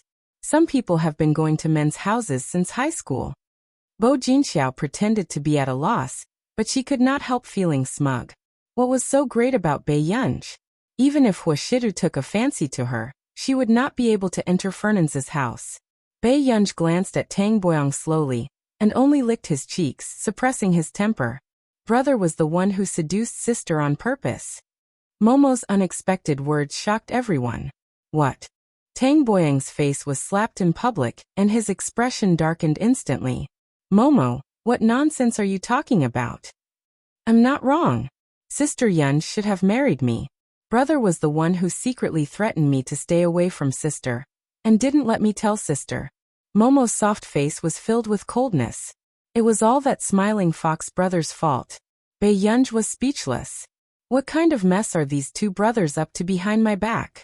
Tang Boyang was so angry that he could not speak. In the end, he was called away by his assistant, who said that he was picking up a few distinguished guests. On the field, Bo Jinxiao said generously, Miss Pei, you don't have to be polite. Just treat it as your own house. These words were as if she was already the mistress of the house. Hatred flashed past Bo Jinxiao's eyes. She was also deliberately putting Bei Yunj in her place. If it wasn't for Bei Yunj, how could Chu Zhixing, who had always been obedient to her, treat her as a stranger? Soon, she heard the person beside her exclaim in surprise. Miss Bo, your ring looks expensive, right? Bo Jinxiao restrained her emotions and smiled shyly. Uncle Tang gave this to me. Uncle Tang said that he used this ring when he proposed back then. Everyone had different expressions on their faces. Tang Boyang had appointed her as the young madam of the Hua family. The late madam's things had actually been given to Bo Jinxiao. Many people couldn't help but look at Bei Yunj. Some of them felt sorry for her, while others were gloating over her misfortune. Bei Yunj, on the other hand, was drinking her tea. She didn't look angry at all. Miss Pei, you don't seem very happy. Bo Jinxiao suddenly asked. Only then did Pei Yunj look up slowly. Ha! Congratulations then. After saying this, before Bo Jinxiao could speak, she heard her say again, although Mr. Tang is a little older, true love doesn't depend on age. You. Bo Jinxiao's eyes were filled with anger and her pretty face flushed red. However, in order to not lose her dignity, she could only swallow her anger. Then Bo Jinxiao saw Mo from the corner of her eye, and walked over with a plate of desserts. She asked gently, Mo, come and play with me, okay? Who knew? A lass suddenly jumped out from Mo's side, and ran toward her with its tail wagging. Bo Jinxiao was so frightened that her face paled, and she immediately threw the hot tea on the table at it. Get lost! Get lost! A lass immediately wailed miserably, whimpering softly as it shrunk its tail and hid in the corner, trembling. Alas! Mo immediately ran over, wanting to comfort Alas, but was avoided. It trembled for a while before it lowered its head to lick the spot where it had been scalded. At this moment Bei Yunj, whose expression had not changed, instantly turned cold. End of chapter. Chapter 1352. Alas! Bei Yunj called out, and Alas walked to her side. After Bei Yunj rubbed its head to comfort it, it whimpered dejectedly. Good boy. Bei Yunj coaxed softly. After looking at Alas' horribly scalded wound, the coldness in her eyes deepened. She looked for the hotel manager, and took Alas to treat the burn before she glanced at Bo Jinxiao. As for the others, seeing the tense atmosphere, they swallowed and only wanted to escape from the scene of hell. Bo Jinxiao's first reaction was to be afraid of Bei Yunj. But at the thought of the hatred between her and Bei Yunj, she only smiled. Miss Pei, I'm really sorry. I heard that this is your dog. In that case, I'll pay for all the medical expenses of the dog. Medical expenses? Bei Yunj snorted softly, but everyone shivered inexplicably. Miss Pei, it's not appropriate to be unhappy with me at such an occasion because of a dog, is it? A strange glint flashed past Bo Jinxiao's eyes, deliberately angering Bei Yunj. If Bei Yunj really dared to hit her at such an occasion, Tang Boyang would definitely hate this woman even more. Not appropriate. Bei Yunj licked her red lips and laughed ambiguously. The next moment, she suddenly grabbed Bo Jinxiao's chin. Bei Yunj, what are you doing? Bo Jinxiao did not expect Bei Yunj to have such a reaction. When she looked up and met her fierce eyes, she was shocked.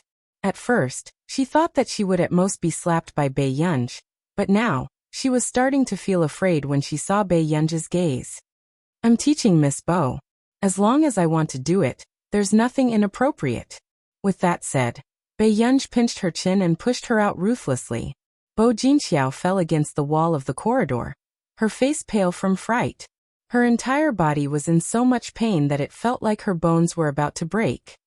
Help, help! Miss Pei, you. Just as the onlookers were about to say something, Bei Yunj turned around and kicked the half-open door open. The sound of the collision was frightening. She asked calmly, You can't shut your mouth?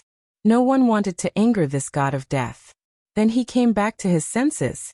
Bo Jinxiao was dragged down the long corridor. What should we do? Go find Mr. Tang. Hurry up and find Mr. Tang. The few of them left in a hurry. But at the same time, the autumn wind was refreshing, and the night was already cold. But Bo Jinxiao was thrown into the swimming pool unprepared. Help! After Bo Jinxiao finished speaking, she choked on a few mouthfuls of water, and became embarrassed and disheveled. She raised her head with difficulty and splashed water. I don't know how to swim, however. The figure in front of him remained indifferent. He only squatted down and gently stirred the water with his fingertips. Miss Bo, can we have a chat? How much do you think you're worth? Pei Yunj had no intention of saving her.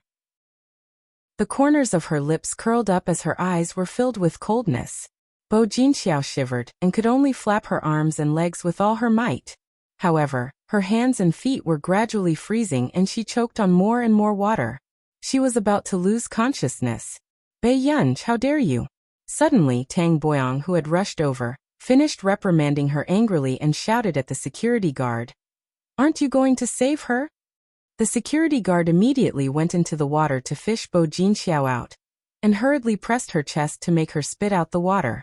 However, at this moment, Bo Jinxiao woke up in a sorry state and was trembling all over. End of chapter. Chapter 1353. Uncle Tang. It was Bo Jinxiao's first time being treated like this and she couldn't help but cry. The service staff beside her quickly wrapped a towel around Bo Jinxiao and told her to change her clothes quickly. Jinxiao, don't worry. I'll definitely seek justice for you. Tang Boyang was furious too. When he went to pick up old Master Bo just now, he had been given a lot of attitude. It was not easy for him to ease their relationship, but in the end this Bei Yunj actually dared to throw him into the water? And it was all because of this bastard. Bei Yunj. These words seemed to have been squeezed out from the gaps between Tang Boyang's teeth. However, Bei Yunj raised his eyebrows and looked at him carelessly for a while. Then he picked up the wine glass on the table and prepared to leave. Stop right there. Where are you going? Tang Boyang gritted his teeth and asked. Bei Yunj glanced at him and asked casually. Why aren't you eating? Are you staying here to watch over your coffin? You. Tang Boyang was so angry that blood rushed into his brain, and his eyes turned black. How could there be such an unscrupulous bastard? Even Hua Jing back then did not make Tang Boyang so angry that he had a cerebral hemorrhage. After Bei Yunj left, he did not go upstairs. Instead, he stopped at the corner of the dark corridor. Xian Yuan, help me find out where Tang Boyang has been these few years. The person on the other end of the line was surprised. Tang Boyang? The one from the Fernan's family? Max, do you have a feud with him? Xian Yuan added. That's not right. Isn't your partner the heir of the Fernan's family? Is there a problem? Bei Yunj asked. That's your future father-in-law. He's almost half a father. Yes, so he better pray that he's not doing anything illegal. Otherwise, I can save the money of sending him to a nursing home, and just send him to the police station. Bei Yunj smiled. Xian Yuan was speechless. What kind of disrespectful speech was this? He didn't understand and asked. Aren't you afraid that if you send your father-in-law to prison, the one in your family will cut off all ties with you? Bei Yunj tilted her head. Why aren't you worried that I'll coax my partner into bed while she's heartbroken? Xian Yuan. The scum was actually right beside her. That's outrageous. She dares to be arrogant just because Sherdu dotes on her. Tang Boyang was furious. The assistant said softly, Sir, I heard from the butler that old master likes Miss Pei. It was not easy to make old Mr. Fernan's like her. You put on an act in front of my father, but in front of me, you show your true colors. Tang Boyang sneered. When he walked into the private room, he heard old Master Bo frown and ask, What happened? I heard you cursing from afar. Old Master Bo did not treat Tang Boyang well, because when the Bo family and the Hua family were on good terms in the past, he knew that the Hua family's daughter had been cheated on. Therefore, in old Master Bo's eyes, Tang Boyang was a complete scumbag. Old Master Bo, I'm really sorry. Jin Xiao is filial and specially came to the banquet, but she was thrown into the swimming pool. A dark look flashed past Tang Boyang's eyes and he pretended to sigh angrily. Fernan's had a very good impression of this old Master Bo. Since he could not offend him, he would let Bei Yunj teach him a lesson this time. What? Hearing that Bo Jinxiao was humiliated, old Master Bo's expression darkened. Grandpa Bo, especially at this time, Bo Jinxiao's face was pale and she was being helped in crying. Digression. Before publishing, I brought the lost children home and did a poster campaign. Follow this book's post, after being doted on by the big shots, an old Suan Weibo. For every 100 posts, you will be given a B poster. There are only 100 posters for this campaign. The B poster is Director Lin personally draping the national flag over Master Pei. Apart from that, children who want to be published have to follow the news on Weibo. Old Su can't send the link to you. Chapter 1354.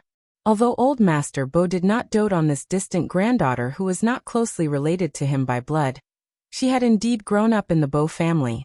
What the hell is going on? Bo Jinxiao started to cry. She only said that she had accidentally spilled water on the other party's pet, and had been thrown into the water. Grandpa Bo, you know that Jinxiao is afraid of water. If it wasn't for Mr. Tang just now, she would have really died there. Tang Boyong immediately acted like an elder and said humbly, Old Master Bo, I didn't protect Jinxiao well. The woman my son raised is actually so daring. Shida's woman? Old Master Bo's originally dark face immediately brightened. Tang Boyong hurriedly explained, Yes. But Old Master Bo, you know that the heir of our Fernan's family will never agree to a vase marrying into our family. Actually, even if it was the Bo family, it would be too good for them to be matched with the Fernan's family. However, Tang Boyong did not want Huashidu to marry a woman from our country. In his opinion, Huashidu was even harder to control. Old Master Bo frowned and felt that these words were a little ear-piercing. He only said calmly, Let her come and eat. In the ears of others, Old Master Bo was ready to pursue the matter. At the same time, in the medical room, a lass was forced to shave off its fur. Miss, your beloved dog is a little fierce.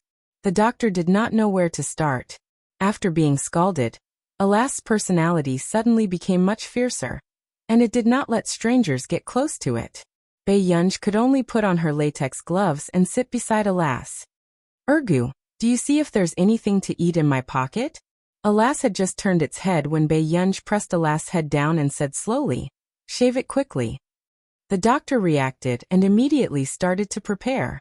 On the other hand, a lass's body trembled, and it felt that a disaster was about to befall it. It struggled with all its might. However, it did not dare to hurt its master. Soon, a lass saw that most of its fur had gone bald, and its pitiful dog eyes were filled with shock, as if it had been dealt a huge blow. After the medicine was applied, a lass turned its head and turned its back to Bei Yunj, ignoring her.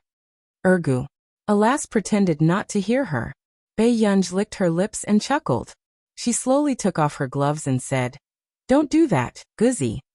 For you, I was prepared to be bitten and get a rabies vaccine.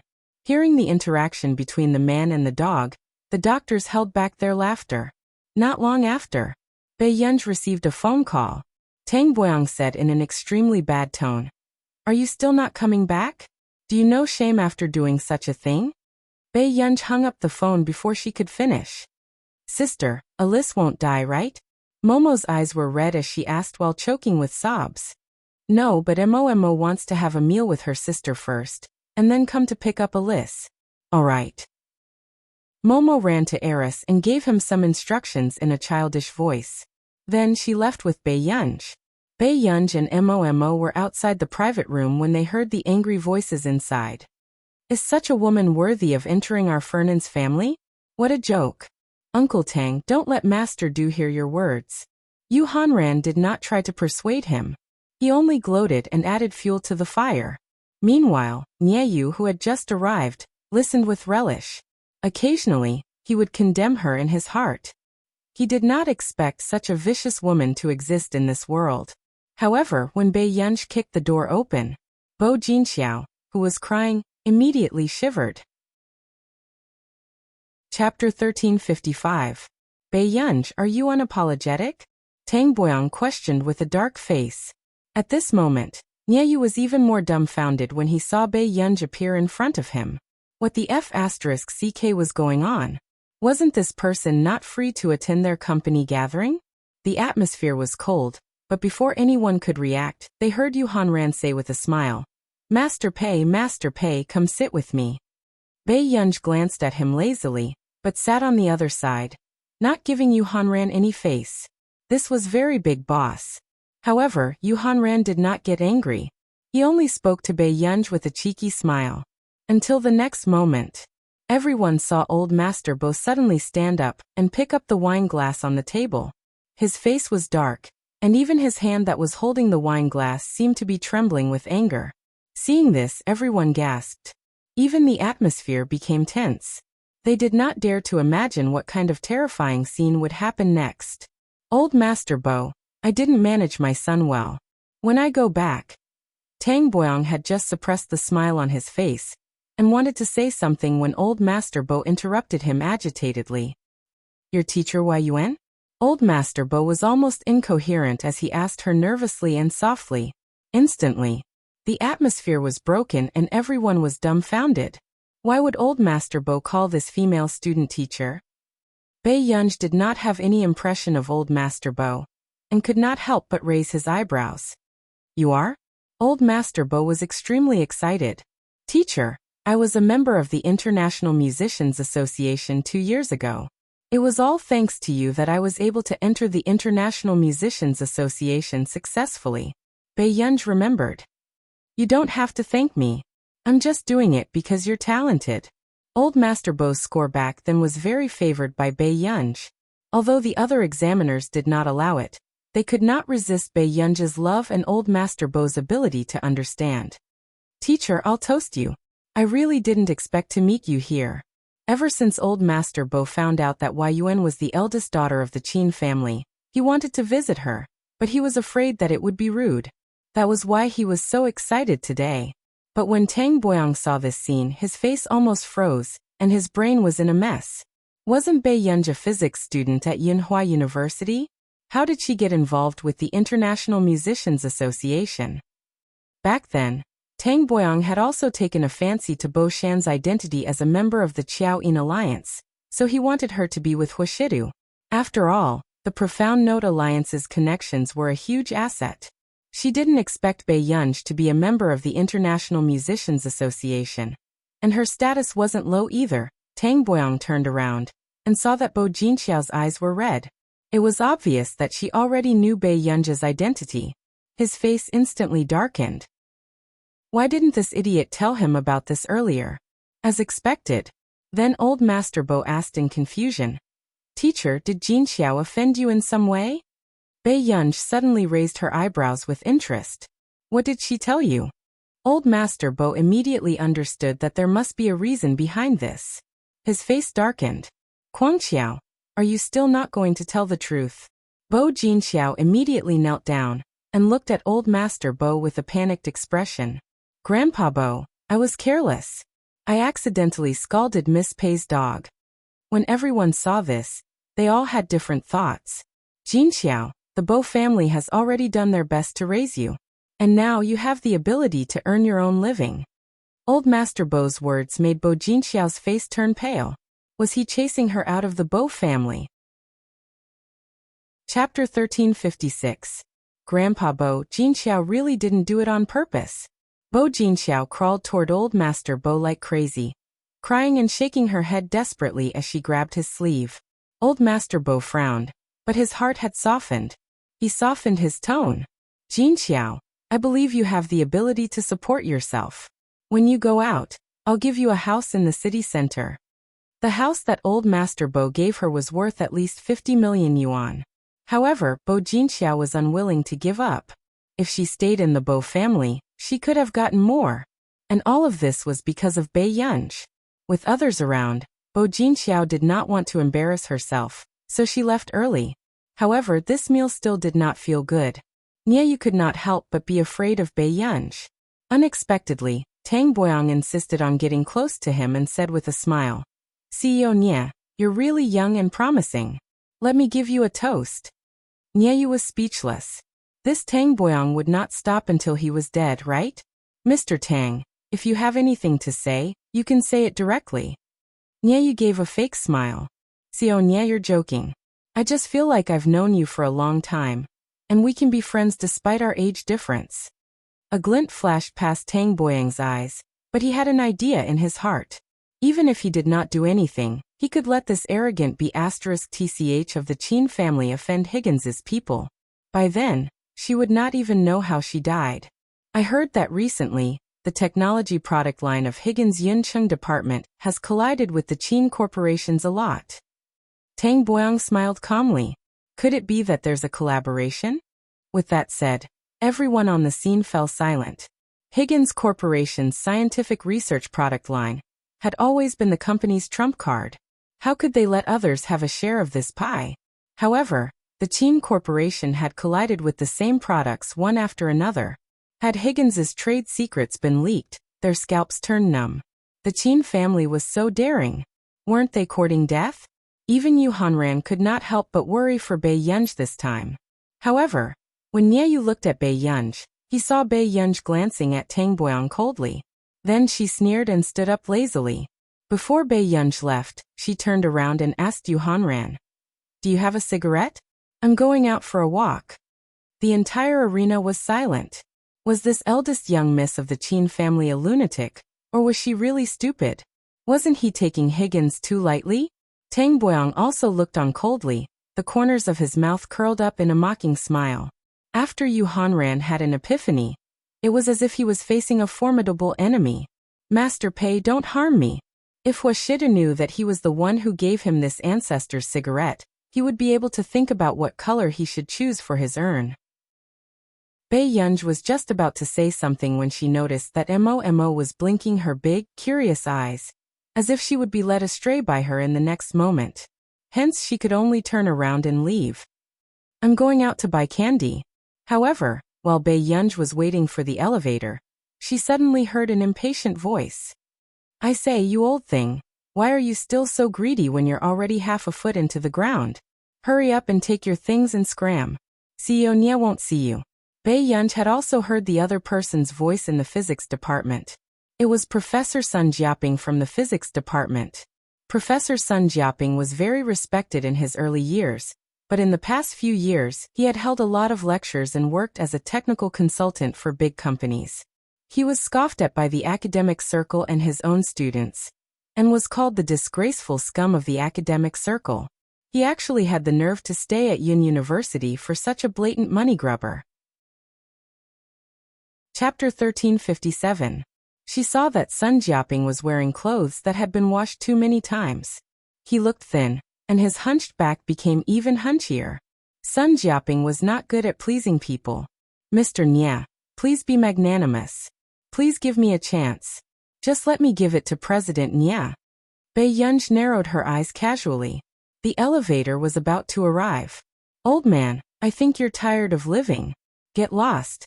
You're a person who tarnished Yin University's reputation. How dare you work with Higgins?" The person who spoke was extremely arrogant. "I don't know where you got the news and how you got into Platinum Gold Royal Hotel, but I won't let my cousin talk to you. If you don't get lost, I'll beat you to death." "Mr. Nia." Sun Jiaping saw that Niecheng was about to snatch his project book and tear it apart. His expression changed, and he immediately held it in his arms. "Old man, you're really courting death." Niecheng sneered and stretched out his leg to kick Sun Jiaping. Sun Jiaping was originally a researcher. Now that his hair was white, he was powerless to fight back, and his face was pale. At this moment, Bei Yunj looked down, and her eyes could not be seen clearly. But when the elevator door opened, she suddenly turned around. Niecheng was about to give Sun Jiaping another hard punch, but Bei Yunj suddenly raised her leg and kicked him in the stomach. Her eyes were cold and ruthless. Niecheng howled in pain and fell back half a meter. At this moment he curled up in pain, and his face was instantly covered in sweat. Bei Yunj. Although Sun Jiaping was a professor in Bei Yunj's department, he had little contact with Bei Yunj. He only heard that before Bei Yunj entered Yin University, she had gotten into countless fights and caused trouble. "You're a student of Yin University?" Niecheng's ribs were still hurting. He felt that the kick made him feel uncomfortable. He gritted his teeth. "Bitch. How dare you offend me? Believe it or not, even if you graduated from Yin University, no laboratory will dare to take you in." Bei Yunj glanced at Sun Jiaping. "The rules of Higgins are that the projects submitted by the academicians of country, it must be reviewed by the higher-ups. Don't you know?" "Rules," Niecheng said arrogantly. "In Yunqing I am Higgins's rule. What was an academician? Are there not many academicians who want to work with us?" Bei Yunj sneered. "Nia, you can't even control this bunch of trash." Nia was not Shangyan, and had little experience in management. B**TCH, I think you're courting death." Niecheng flew into a rage out of humiliation, while Sun Jiaping subconsciously wanted to protect his student. Bei Yunj looked at Sun Jiaping, who was standing in front of her. Her eyes flickered, but the next moment, she said to Niecheng, who was strangling Sun Jiaping, "Let go." Niecheng sneered, but before he could mock him, the hand holding his arm dislocated it. He howled in pain. "Who are you? How dare you treat me like this? Aren't you afraid that my cousin will make trouble for you?" Bei Yunj stretched his muscles and walked up to him step by step. He said casually, "I'll deal with Nyeyu later." She raised her eyes and suddenly stepped on his abdomen, slowly grinding it. Niecheng trembled in pain. "As for you, I have to use you to teach those idiots at Higgins how not to be stupid." As soon as she finished speaking, Bei Yunj suddenly kicked him in the ribs. Niecheng's whole body hit the wall with a muffled sound. Niecheng's two assistants felt a chill on their backs. They didn't know what to do. But soon, they secretly ran to tell Nyeyu. Chapter 1358. Bei Yunj, stop it. Sun Jiaping was dumbfounded. When he came back to his senses, he immediately wanted to stop Bei Yunj, who was grabbing Niecheng and punching him. She was really a newborn calf that was not afraid of a tiger. If President Nye found out about this, even the Qin family would not be able to protect Bei Yunj. "Professor Sun, we're not in school. Just turn a blind eye to this." Bei Yunj had just kicked Niecheng's abdomen with her knee and said leisurely. Sun Jiaping did not dare to look at this scene. How did the Qin family and Director Lin raise their daughter to be so violent? "Professor Sun, save me, please save me. This girl is a lunatic." Niecheng, whose bones were hurting, had already lost his courage. He desperately crawled towards Sun Jiaping. However, Bei Yunj stepped on him and said with a gentle smile, "Let's play a game? If you say one more word, I'll break one of your bones." As soon as she finished speaking, the crisp sound of bones breaking was heard. What followed was Niecheng's screams. "Bei Yunj." Bei Yunj heard Tang Boyang's exasperated voice again. She turned her head and saw Tang Boyang, Nyeyu, and the others appear. "Cousin, save me." Niecheng, who was on the verge of death, suddenly said agitatedly. "What are you waiting for? Hurry up and carry Mr. Nye to the hospital." Tang Boyang ordered the others. At this moment, Bei Yunj also stopped. However, after the hotel's doctor hurriedly checked Niecheng's injuries and sent him to the hospital, he heard Tang Boyang's cold laughter that was trembling with anger. "You're really something. In just one night, you threw one person into the pool and almost drowned, and you beat the other person until his bones were fractured and sent to the hospital. Bei Yunj, do you really think that you can do whatever you want just because Shidu is protecting you?" Tang Boyang wanted Bei Yunj to offend Tang Boyang, but he did not want to drag him down at this juncture. He was the one who brought Bei Yunj here. What would Nyeyu think if she hurt her? Bei Yunj didn't even look at him. He just asked lightly, "According to Higgins's rule, the projects of the academicians of the Academy of Engineering of Country A should be reviewed by the higher-ups. Nyeyu, have you forgotten?" Nyeyu's expression was ugly. When he saw Sun Jiaping, who seemed to have been beaten up, he moved his lips but was unable to say anything. Just now, the assistants had exaggerated the story, but when he saw the injuries on Sun Jiaping's body, he knew the truth. Tang Boyang's eyes widened. He never thought that Bei Yunj would dare to teach Nyeyu a lesson. Even Yu Hanren couldn't help but silently send a message to Huashidu. This ancestor really knew how to cause trouble. If Huashidu still did not come, Bei Yunj might be beaten to death by Nyeyu. But in the next moment, Nyeyu walked up to Sun Jiaping and bowed solemnly.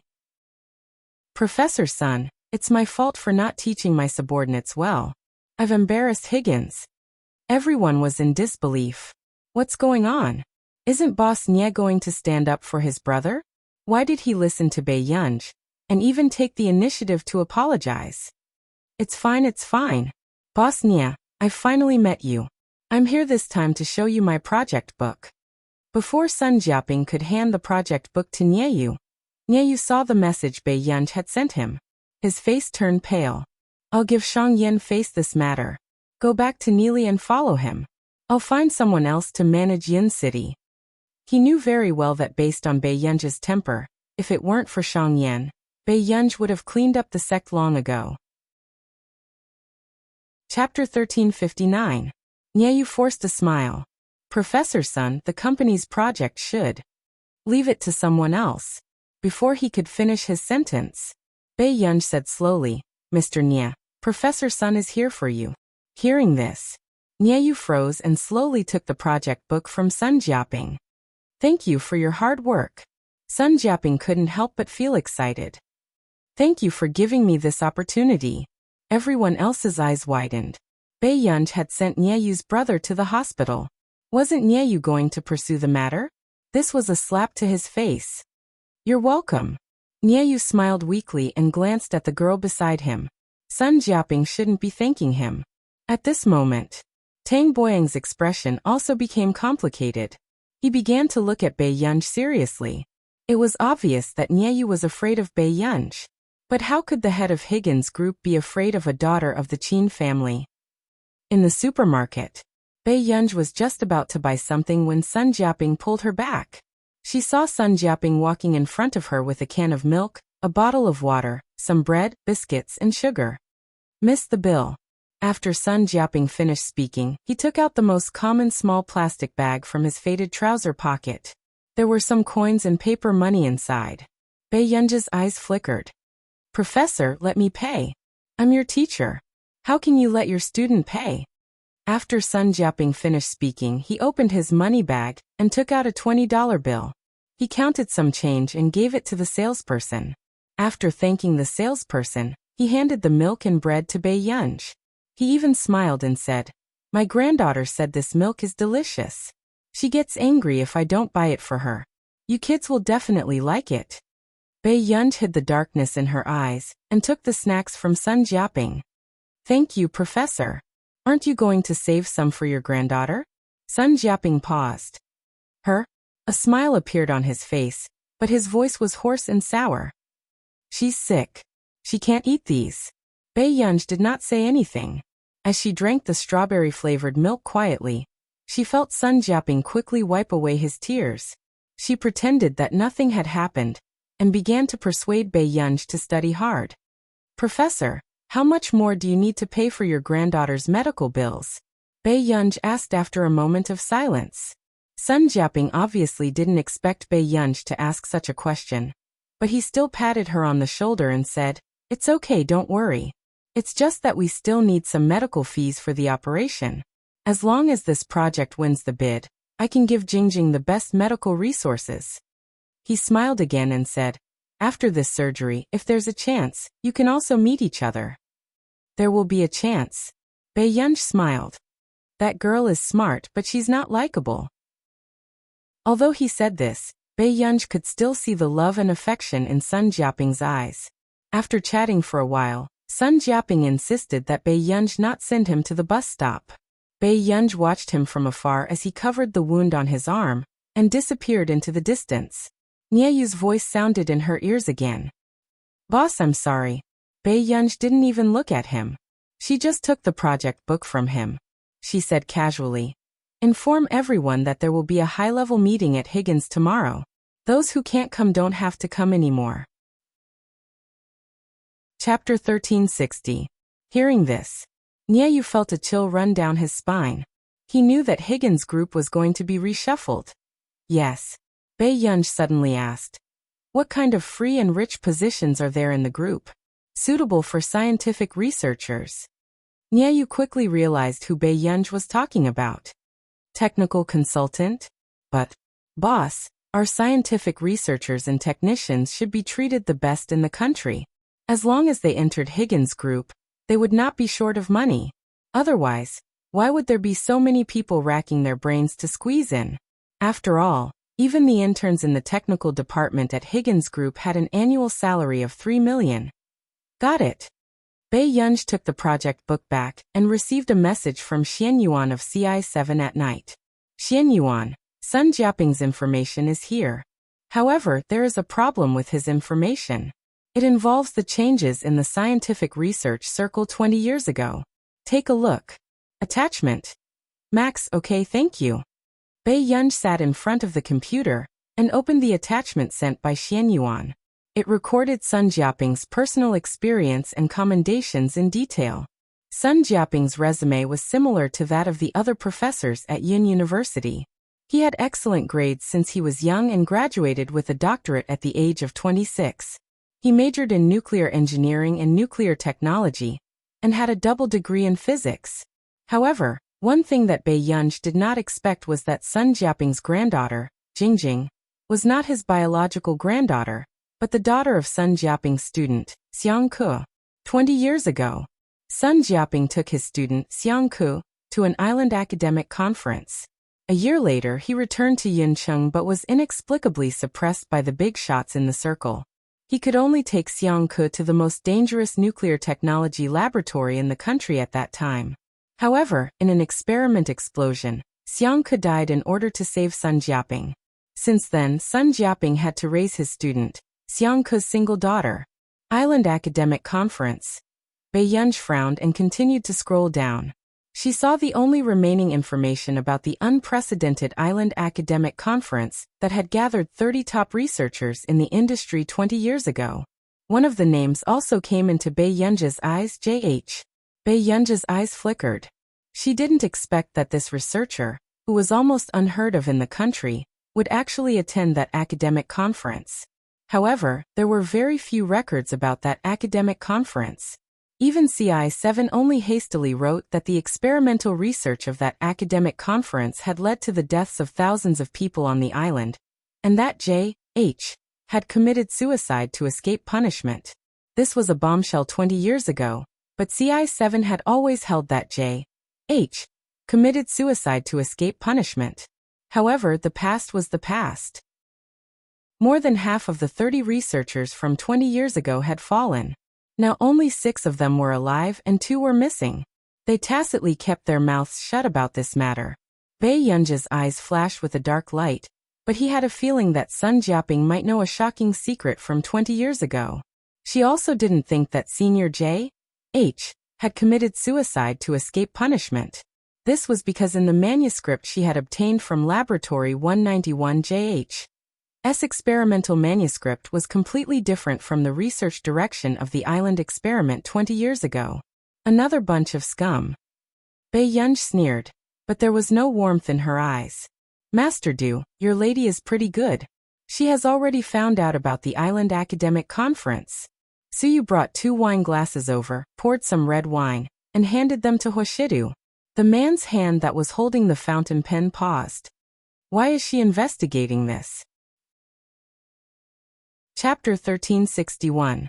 Today, your girl met Sun Jiaping at Platinum Gold Royal Hotel and checked Sun Jiaping's information. Sun Jiaping is the only researcher who walked out of the island clean 20 years ago. Sun Jiaping brought his own students and objected to those people's research experiments. He was unwilling to be associated with them, which was why he ended up being isolated. As for the others, whose hands had not been stained with the blood of others. Seeing that Hoshida did not speak, Suyu continued. She doesn't know the truth of what happened back then. Based on the information from CI7, I'm afraid she will misunderstand you. She won't. The man interrupted him calmly. Suyu was speechless. He had long heard that Hoshidu had fallen for a young girl this time, but he did not expect it to be to this extent. In order to investigate what happened back then, Hoshidu had once taken over CI7 with him. However, too many people had died 20 years ago, and those who really knew the truth were afraid of getting into trouble. Therefore, it was extremely difficult to investigate this matter. Therefore, after Hoshidu handed over CI7 to him, he had completely removed himself from it. Even Xian Yuan only knew that the real Yushio in charge of CI7 was Suyu. However, he did not expect that the Yushio back then was actually 2 different people. One was Suyu, and the other was Hoshidu. Therefore, Hoshidu knew Bai Yunj's identity in the bureau from the beginning. Are you sure? She's very interested in this information, and is already preparing to continue investigating. Suyu took a deep breath and asked patiently. She has the real experimental manuscript in her hands. Hoshida's words made Suyu look up abruptly. What? I didn't give it to her. My Yinyan happened to get it. The man leaned back casually, but the corners of his lips curled up slightly. Suyu was speechless. Did they have to watch people show off their affection for each other when they were here for official business? The next day, the higher-ups of Higgins Cloud City had different thoughts. After all, this was the first time they were meeting the big boss. Everyone was uneasy. Of course, there were also those who were reckless. Where's Lu Shishuan? Nieyu asked. Everyone looked at each other, and did not dare to make a sound. After a long time, the head of the administrative department said softly, I called to urge him. He's still on the way. Just because he had made a few contributions in the Cloud City division, he was more arrogant than the boss. However, Lu Shixuan had been unwilling to accept Nieyu as the person in charge for a long time. After all, Nieyu was only Shangyan's secretary back then, and he was Shangyan Senior back then. What right did Nieyu have to climb above him?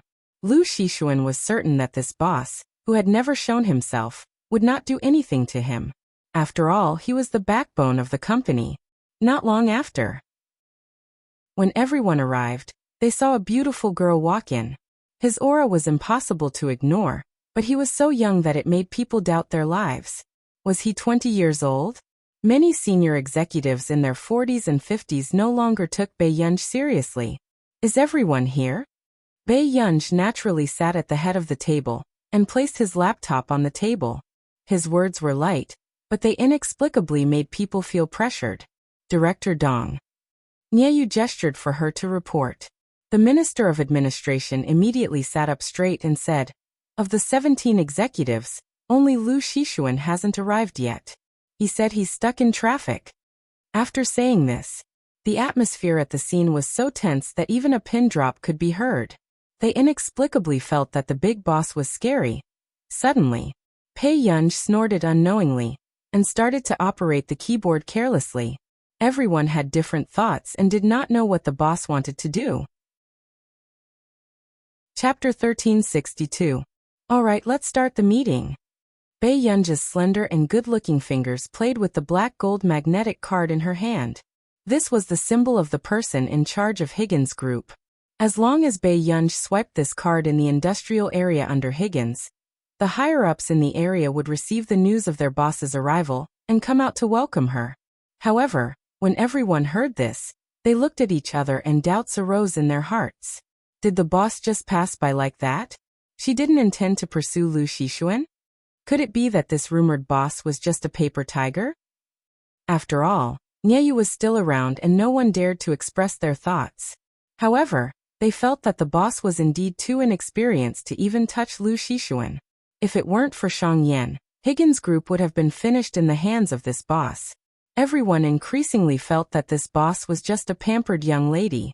How could she have the ability to manage a group? However, at this time, Lu Shixuan, who was late downstairs, was still greeting people.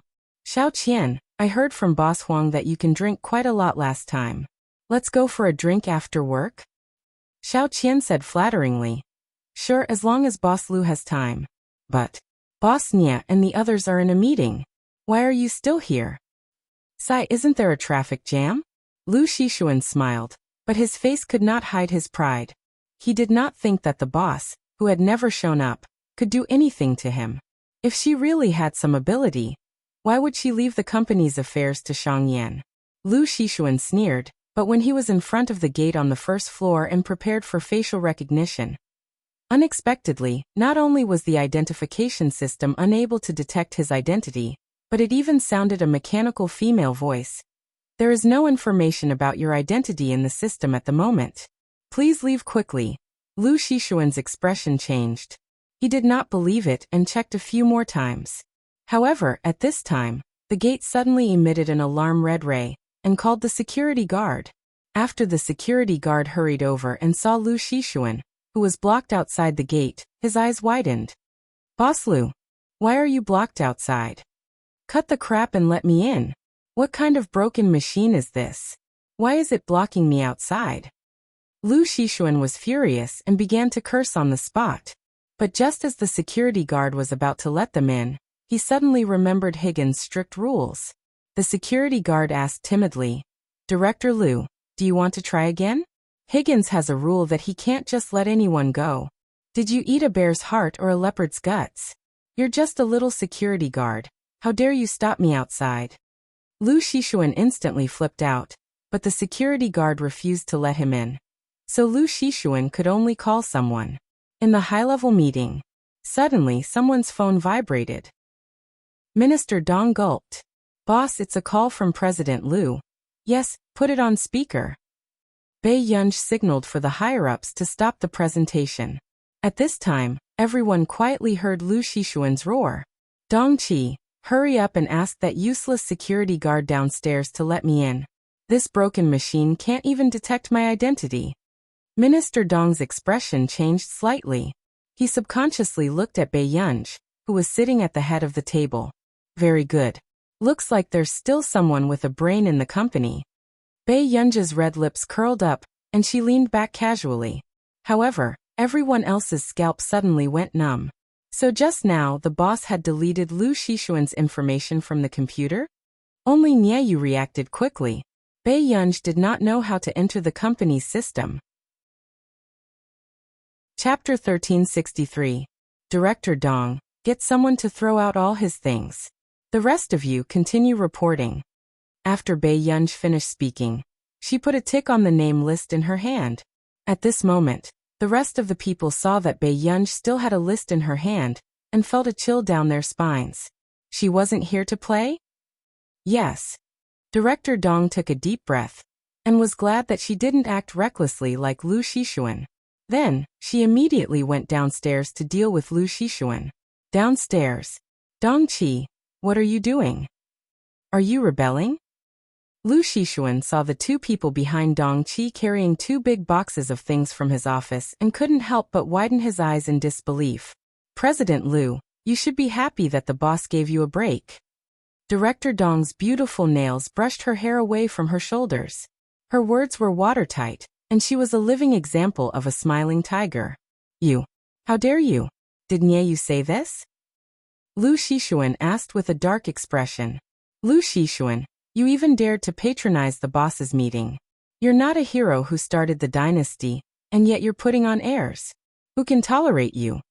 Director Dong pointed casually. Throw out all the things. After that, Director Dong straightened her back and walked upstairs in her high heels. Lu Shishuan, who was shouting behind her, couldn't wait to strangle that little B**tch Dong Qi to death. Director Dong returned to the meeting room valiantly and proudly. She couldn't say that she was comfortable. Lu Shishuan, that old pervert, couldn't wait to stick his eyes on her body every day and even touched her. If Nieyu wasn't afraid of him, she wouldn't have swallowed her anger. Director Dong returned in a good mood, but then she heard the big boss speak. Qi Ming Liang Linfeng, Du Henan. These 8 senior directors can go back and rest first. Bei Yunj pointed at the 8 senior directors. The 8 of them looked at each other and then one of them bravely said, Boss, we've all signed the contract. Isn't it unreasonable for you to fire us for no reason? That's right. Miss, you're still a young lady. Do you really think we're nothing? Another person sneered. Then the rest of the senior directors who had been named couldn't help but laugh. However, Bei Yunj casually tossed the things on the table and twirled the fountain pen. She chuckled softly and asked casually, As a dish? Who do you think you are? You. The other people's faces flushed red. They were so humiliated that they couldn't speak. However, just as someone was about to speak, Bei Yunj's cold voice rang out unhurriedly. Since you don't want to leave the company, why don't the 8 senior executives explain to me the company's annual figures for the first half of the year? Hearing this, the expressions of the 8 people changed. Then, they heard Bei Yunj recite the wrong project data one after another. She glanced at them with a cold gaze that was not a smile.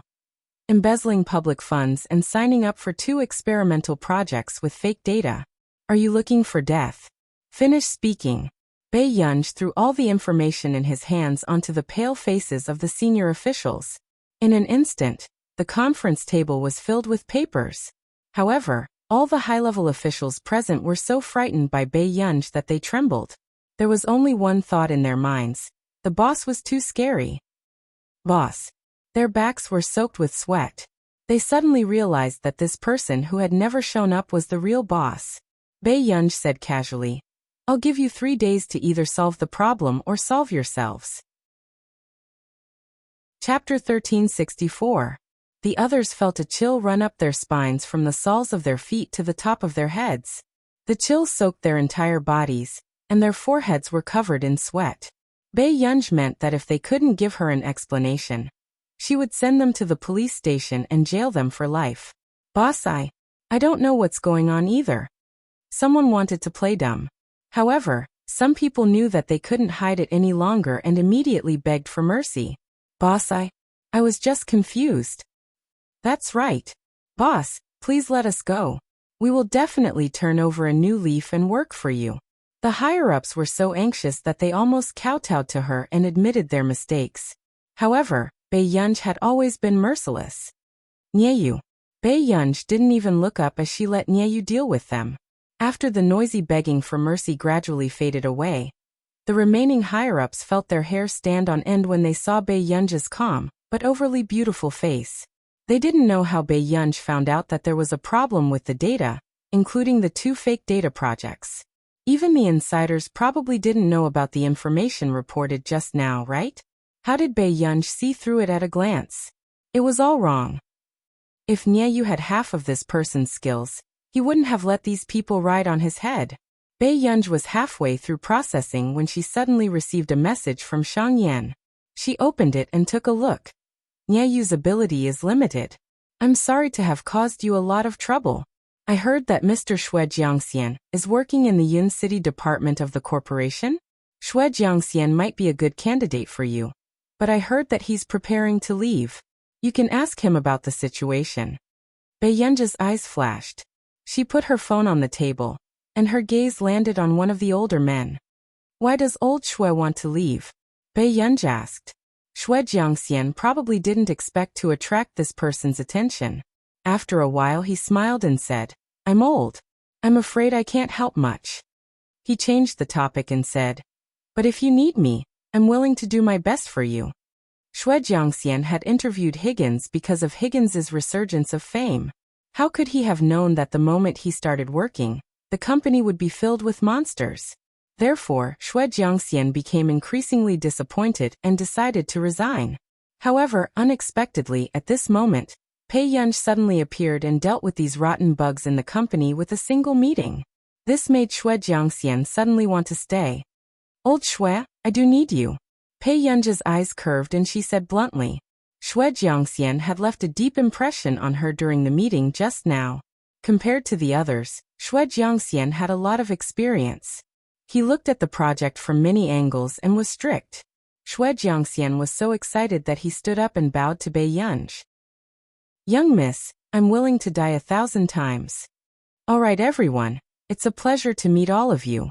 From today onwards, Elder Xue will temporarily be in charge of the company. Before Nyeyu returns to Nili, remember to hand over the work to Elder Xue. Nyeyu quickly replied, yes. The others had no choice but to put on a fake smile. We are also very happy. Yes, we are too happy, haha. Bei Yunj glanced at the few of them who were acting clumsily and raised her eyebrows lazily. Is that so? How touching. Then we'll see it more often in the future. Everyone's smiles froze. The boss's suffocating sense of humor. In the president's office. Young miss, this is Sun Jiaping's contract. Nyeyu handed it to her. Chapter 1365. Bei Yunj glanced at him. Okay. Nyeyu couldn't help but ask, Miss, aren't you going to use Professor Sun Jiaping's experimental project? Bei Yunj only glanced at him, making Nyeyu feel inexplicably guilty. It's not suitable. It was not that Sun Jiaping's project was not good, but that Higgins was an internationally renowned technology group. His opponents were all top researchers from all over the world. If it were any other professor from Yin University, it would probably be difficult for them to stand out. Xue Jiangxian also glanced at Bei Yunj. At this moment, he also understood why Higgins could return to glory in her hands. Although the person in front of him was young, she had a deep heart. After leaving the company, Bei Yunj went downstairs and sent a message to Hoshidu. She could even see Xue Jiangxian getting someone to deal with Lu Xishuan, who was causing trouble. Bei Yunj watched with interest, but after a while, a car stopped in front of her. What are you looking at? Hearing the man's clear voice, Bei Yunj immediately got into the car and answered casually. Watching the show. Hearing this, Hoshidu and Seng Su, who was in front, looked out and saw a group of people fighting outside. Seng Su. Miss Pei's hobby was still as fresh and unique as ever. Hoshidu looked at Bei Yunj excitedly leaning against the window. His eyes darkened as he remembered old Madame Hu's deliberate warning a few days ago. The Qin family's development had been booming over the past few years, and there were many people who wanted a business marriage. When Bei Yunj first entered Yin University, she was already famous in the industry. It was said that the juniors of the Bai family and the Bo family had been brought back from the top overseas schools. They wanted to get along with Bei Yunj and get close to her. The man slowly retracted his gaze and suddenly said lazily, "Is it nice?" "Yes. Are you going to Jiangxinju later, or do you want to try the newly opened Black Silver Tower restaurant in the south of the city?" "Jiangxinju. Do you want to go back to school after dinner, or do you want to go home?"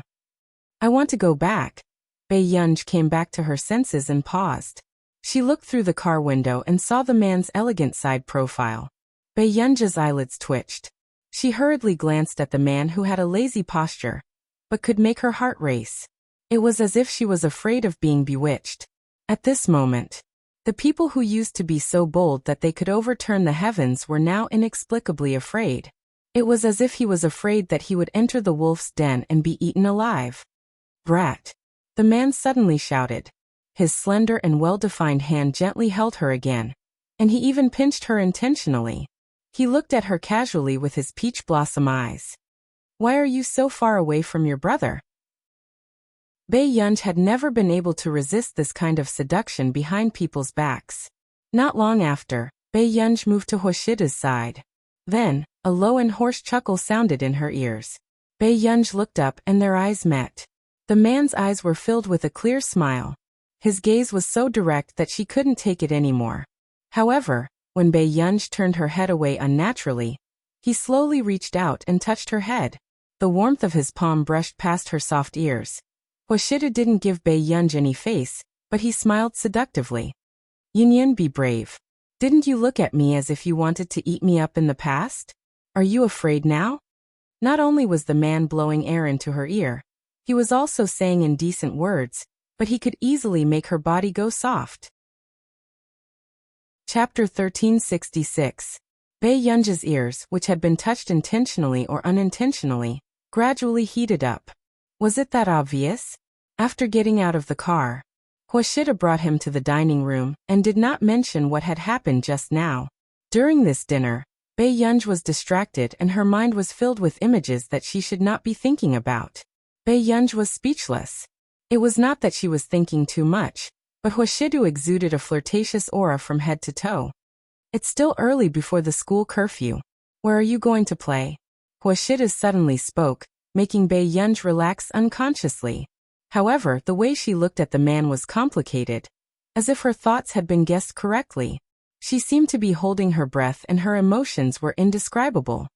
She felt like cursing. However, the man smirked.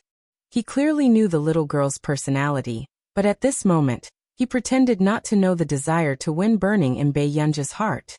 This move of retreating in order to advance indeed made Bei Yunj restless. He picked up Bei Yunj's favorite dishes and said casually, "It's okay. I didn't expect you to be like an adult." Bei Yunj was speechless. She was humiliated. This meal didn't taste good.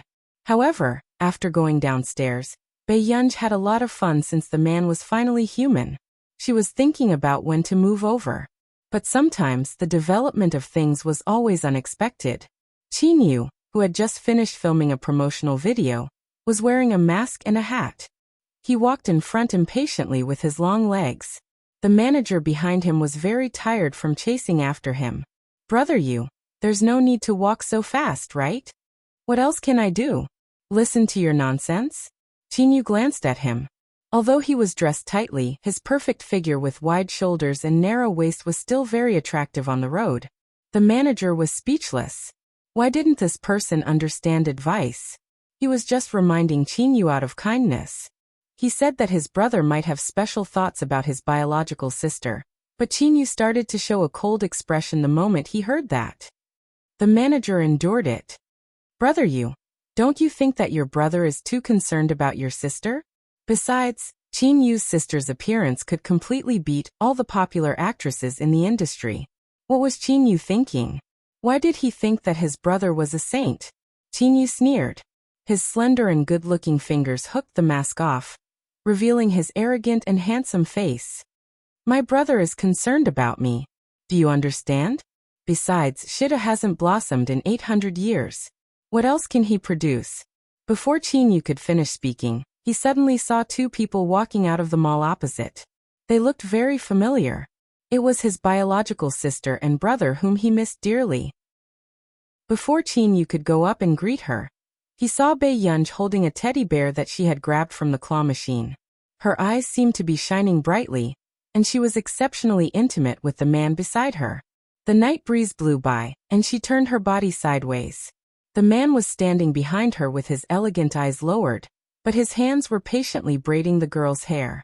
The scene was very pleasing to the eye. However, Qin held his breath and felt that something was wrong. Until the next moment. He saw Bei Yunj hooking her arm around the man's shoulder from behind, with a hint of coquettishness that was obviously tormenting him. However, the man only turned around and scratched the girl's chin as if to comfort her. Then he opened the car door for Bei Yunj with a smile. At this moment, Qin was almost certain. His brother was a dog. After holding it in for a long time, Qin could only say slowly, F***ck he had been deceived. Chapter 1367. At this moment, the moment Qin closed his eyes, Huashidu's beastly actions back then appeared crazily in his mind. He had hinted at him to be careful of Guer's puppy love. Intentionally or unintentionally, he had encouraged him to tell the old master not to let Bei Yunj get too close to the young talents in the industry. He had even King told him that Yu Hanran had ulterior motives towards his sister. In the end, he had been very careful with outsiders, but he had never thought that the iron tree that had not bloomed for 10,000 years would steal his little cabbage. At the thought of his stupid actions, Qin blood was in a mess and his throat was stuffy. Back then, he had even begged Huashidu to take care of his Gu, and send her to his house. But what about this inhumane beast? Gu, had just entered university and these two were already so clingy? As a man, he didn't believe that they hadn't been plotting for a long time. Be brother Yu? Seeing that Qin was so angry that he was about to vomit blood, the manager changed from gloating to uneasy. Suddenly, Qin said coldly, I'm going to kill this B*****. The manager was speechless. The brothers in the past had turned against each other. This was truly a drama of life. The manager tugged at Qin, telling him to calm down. After all, even if they couldn't be brothers, they could still be brothers-in-law. However, this sentence completely ignited Qin anger. He was just short of rushing home to get a knife. After Bei Yunj returned to school, she lay on the bed in the dormitory for a while before coming down to drink some water. She sat on the chair and suddenly said, Su Xianing, I'm going out to stay this weekend. Su Xianing was wearing a mask and watching the news broadcast. She was shocked by her words. Why you're going out to stay too? There were many people who moved out of Yin University, but it was surprising that the other party was Bei Yunj. Su Xianing regained her senses. But there's an exchange meeting this weekend. I heard that it's a big shot in the industry from Continent K. I'm not free. Bei Yunj looked casual and indifferent as she played with her phone. However, she was actually thinking about whether she should give her brother a surprise when she moved out. Alright, I heard that Wang Guanchen's sister is coming too. The last time you went to the computer science class, you made him lose so much face. It's better to hide.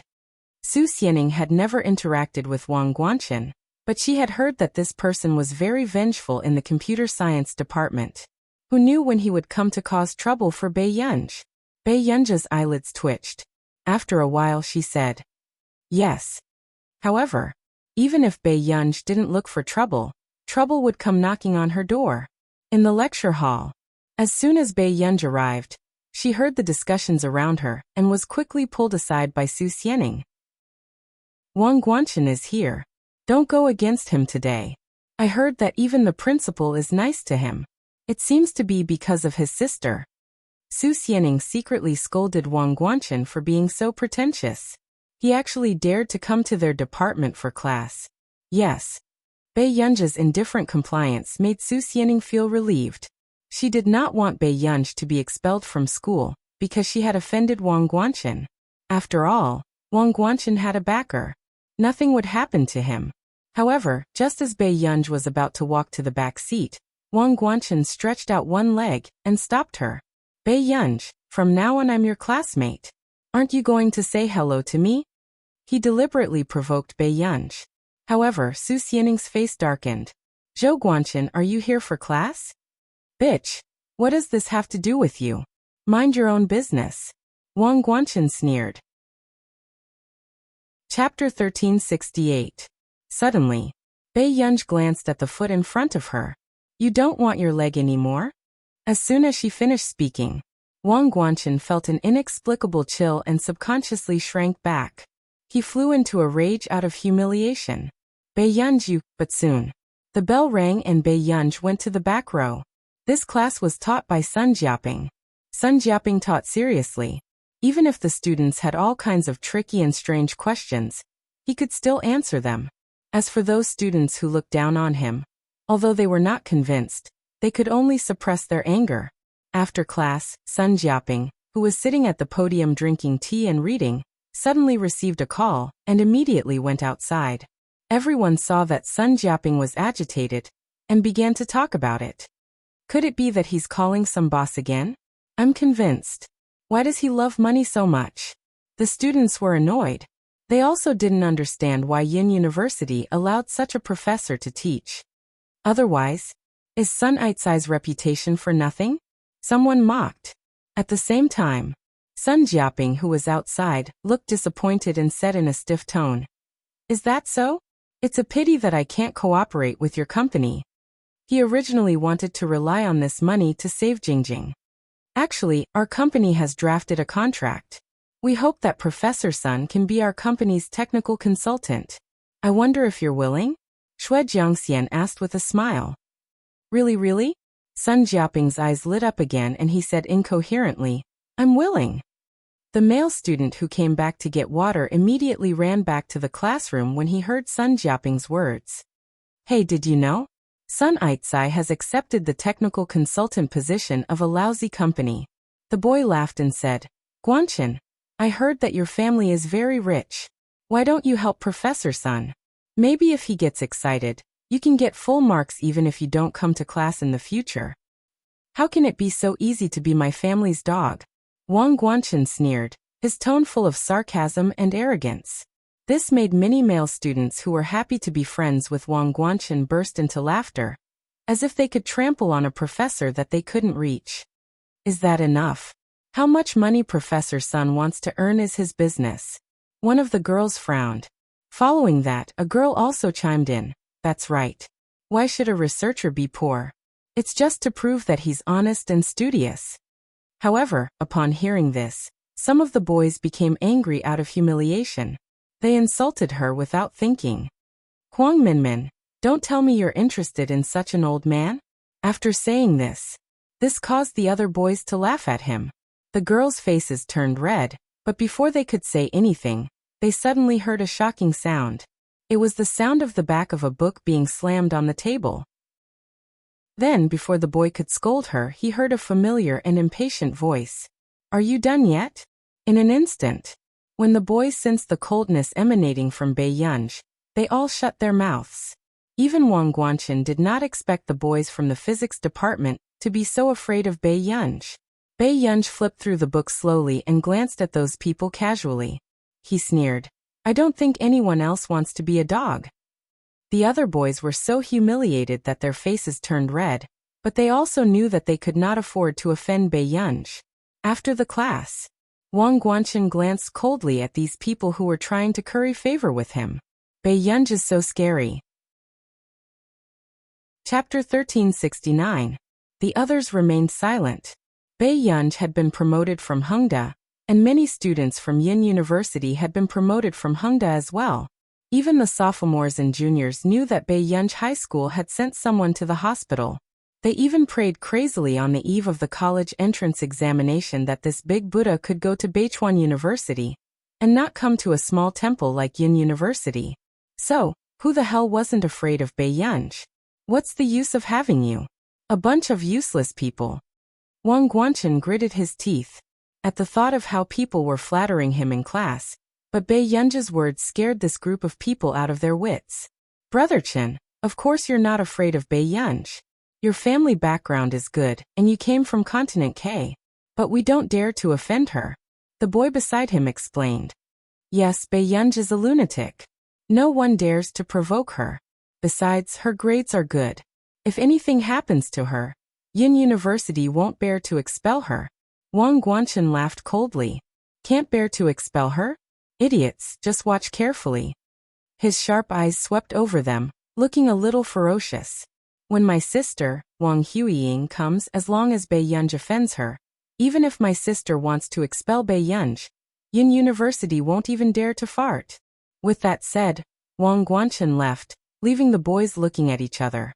Wang Huiying? That famous genius from Continent K? Friday afternoon. After Beiyunj sent a message to Huashidu, she carried her bag and went to the apartment Huashidu had prepared. After opening the door with her key, she found that the furniture inside was spotless, as if someone came to disturb her every day. Beiyunj raised her eyebrows, as if she had thought of something. The smile on her lips gradually turned into an interested one. Then, she went into the bathroom to take a shower. Huashidu, who had just received the news that Beiyunj was going to the apartment today, had already driven to the apartment. However, Huashidu did not expect Beiyunj to already be upstairs. What was even more unexpected was Qinyu seemed to have arrived at the apartment before him. Qinyu had no intention of hiding his identity at all. He was wearing a black t-shirt, short-sleeved shirt and trousers as he leaned against the wall and smoked. The English tattoo on his forearm was exposed and his eyes were noble and superior. His loose black hair half covered his emotions. Huashidu raised his pale-colored eyes and met Qinyu's eyes. The man glanced at him without leaving a trace. He knew that there must be a demon behind Qinyu's sudden arrival, but he was still calm. Looking for me? Qinyu cut off the cigarette without saying anything and snorted coldly. Before anyone could react, he strode forward to Huashidu and punched the man in the face. Huashidu, are you King human? Huashidu was in the wrong and did not intend to fight back. However, Qinyu's merciless strength made him turn his head away slightly pathetically. The man licked his cheek and sucked in a breath of cold air. He smelled the blood in his mouth and chuckled softly. He wiped the blood on his lips with his finger. You know, Qinyu, you want a few more punches? I'll let you hit me as much as you want today, but don't hit my face. Huashidu said calmly. Qinyu gave a fake smile. Why? Huashidu slowly took off his suit jacket and threw it to the stunned Sing Su. It's hard to explain if the little girl sees it. Qinyu wanted to kill someone. F***ck at this moment. Beiyunj, who had just taken a shower upstairs, was wearing a nightgown and sitting on Huashida's table reading. She had no idea what was happening downstairs. Chapter 1370. Beiyunj knew that Huashidu would be waiting for her in the study, so after flipping through the book, she took a bottle of nail polish and sat by the desk to apply it in boredom. This nail polish was not bought by Beiyunj. It was snatched by Beiyunj after Su Xianing poked holes in the potato chip bags on Beiyunj's table one by one. Su Xianing was so angry that she gritted her teeth for a week. At the same time, the atmosphere downstairs did not ease either. When did you have such thoughts about my sister? Qinyu took a deep breath. Huashidu narrowed his pale-colored pupils, his eyes dark and unreadable. He said carelessly, I'm not sure. Back then, Ji Yiqing had deliberately provoked him only to let him see his heart clearly. As for when he had feelings for Beiyunj, even he himself was not sure. Hearing this, Qinyu's urge to pull Huashidu into another fight grew stronger. Was there anyone more king beast than him? How could he abduct his brother's sister? Seeing that Qinyu was so angry that he wanted to kill someone, the man was still noble and refined. The corners of his upturned eyes were inexplicably charming, and his low and magnetic voice was a little frivolous. Brother, didn't you tell me before that you wanted to be my family? We've known each other for so many years. Would Yunyan be more at ease if she were to hand it over to an outsider than to me? This shameless person. Qinyu smirked. President Hua, you also know that I've known you for so many years? Anyone who remembered their brotherhood would not fool around with his brother's sister behind his back. Who started it between you and Gur? Qinyu asked again. Huashidu said calmly, me. Qinyu could not help it. Huashidu, if you like a female student, who can you find? At this point, Yu's scalp turned numb. He really could not imagine how Huashidu, who was cold and indifferent, would suddenly develop such a relationship with his Gu. Or at the thought that Huashidu might become his brother-in-law, Yu shivered and immediately asked, "When can the two of you break up?" Huashidu slowly looked up, but there was no warmth in his eyes. There was an unfathomable coldness that made people afraid. A moment later, hearing him say slowly, "Yu, I'm sorry for not telling you in advance. I apologize to you, but I'm not that much of a beast, and I don't have the intention to play around. I understand that you can't accept it right now." The man's tone was gentle. "But for the sake of our family in the future, it's better to endure it." Yu. F***ck. How could Huashidu, who should be hacked into pieces, be so shameless? "These few punches of yours, you really don't care about brotherhood."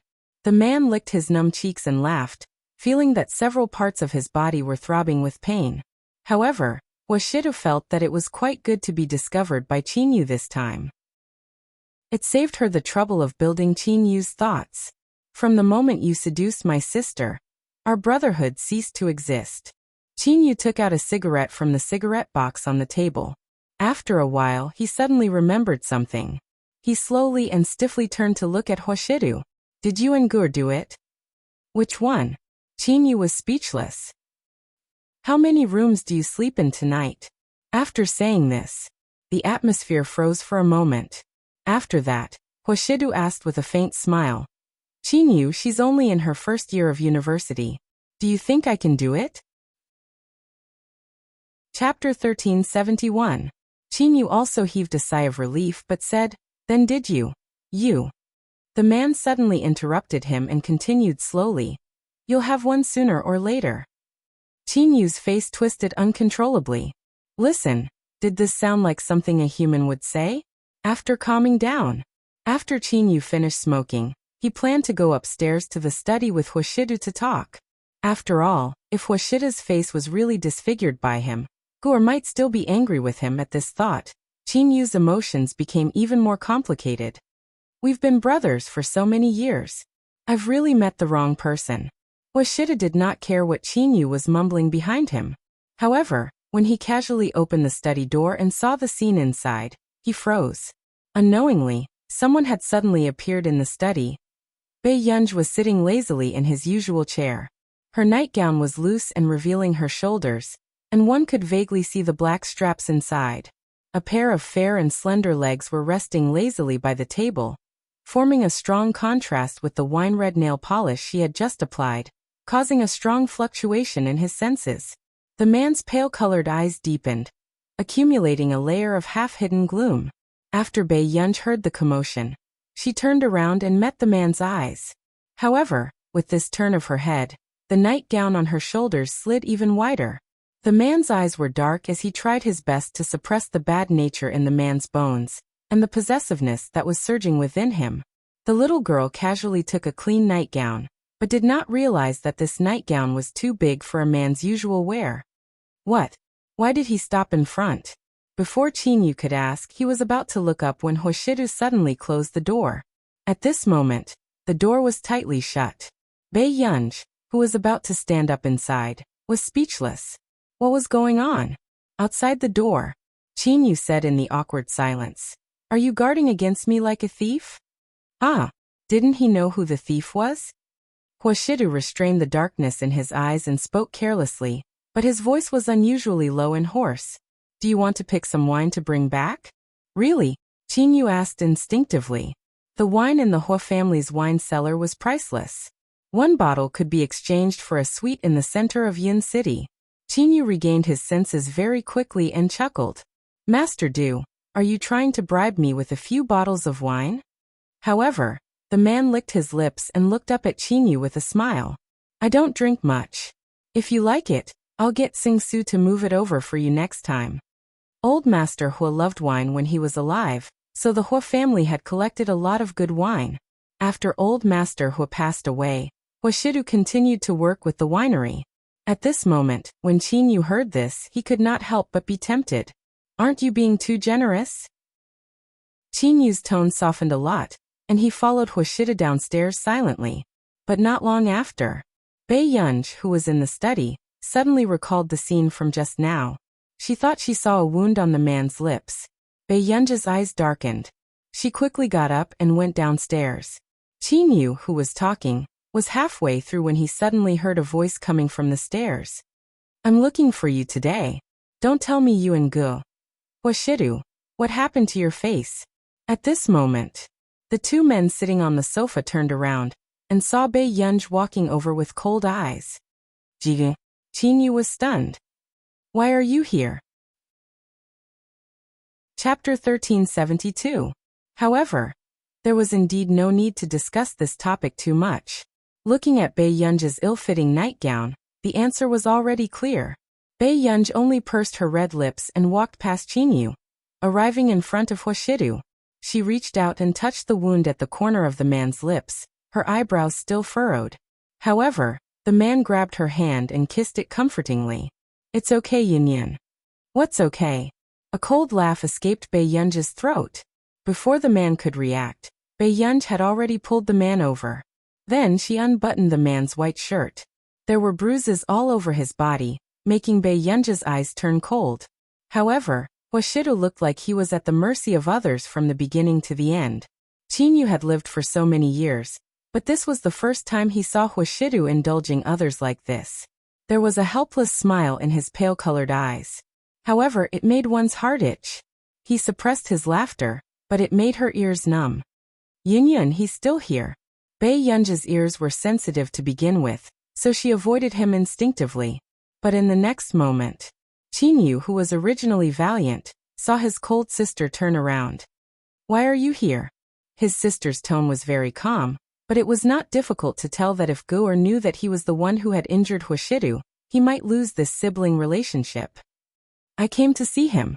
The man, who was usually unrestrained, said stiffly, not daring to look at his Gu'er's unfriendly gaze. Qin Yu regretted it even more. He should have let Gu'er live with him back then. This way, his sister would not have to feel sorry for a wild man, and would not have to compete with the two at home for favor. Then did you hit him? Bei Yunj's questions were getting sharper and sharper. For some reason, Qin Yu did not dare to admit it. When Huashidu received Qin Yu's pleading gaze, his thin eyelids moved.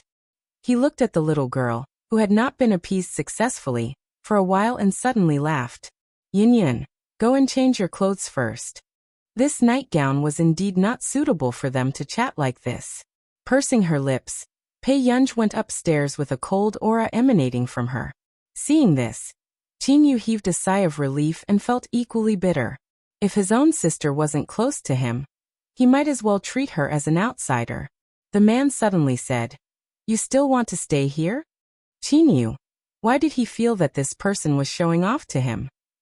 So what if I'm here? Qin Yu leaned against the sofa and pretended to be impressive. However, Huashidu sneered mysteriously. He lowered his head and buttoned his shirt casually. Okay, then when Yunyan comes down, I'll send you off together. Qin Yu almost jumped up immediately and walked towards the door without looking back. Huashidu, this matter is not over. Do you think it's so easy to enter our Qin family? Qin Yu was very angry. He accurately grasped the words of the vicious older brother in the primetime wealthy family drama. It was indeed not easy to enter the Qin family. Other than Qin Yu, there were many men in the Qin family. The most troublesome one was probably that President Qin Luyan. Initially, Huashidu wanted to interact with this President Qin in the business world, but Qin Luyan was obviously much more clear-headed than Qin Yu. He rejected all the collaborations with the Hua Corporation. He even reminded Huashidu repeatedly about his brotherhood with Qin Yu. Unfortunately, Huashidu indeed cherished this brotherhood very much. He even shamelessly used Qin Yu's trust to visit the old master of the Qin family often. Chapter 1373. After interacting with him for more than a year, Old Master Qin was already extremely satisfied with Huashidu. Soon, Bei Yunj changed her clothes and went downstairs, only to find that Qin Yu had already left. She walked in front of Huashidu and snorted. You're quite protective of him. Seeing that the young lady was unhappy, Huashidu glanced at the medical kit in her hand. He chuckled unconsciously and took it. I'm just afraid that it won't be easy to enter the Qin family in the future. Bei Yunj frowned even more when she heard this. Back then, she wanted to fulfill the original owner's wish and knew very well that the original owner could not let go of anything in this life. It was nothing more than the Qin family and her family. As a bystander, she had been reborn in the body of the original owner. From the beginning, she was actually unwilling to stay in the Qin family and help her 3 biological brothers. In her opinion, the original owner was too soft-hearted. However, not long after, she began to dream nonstop. She dreamed of the memories of the original owner yearning for kinship, as well as the days when her brothers had repented and shared weal and woe with the original owner.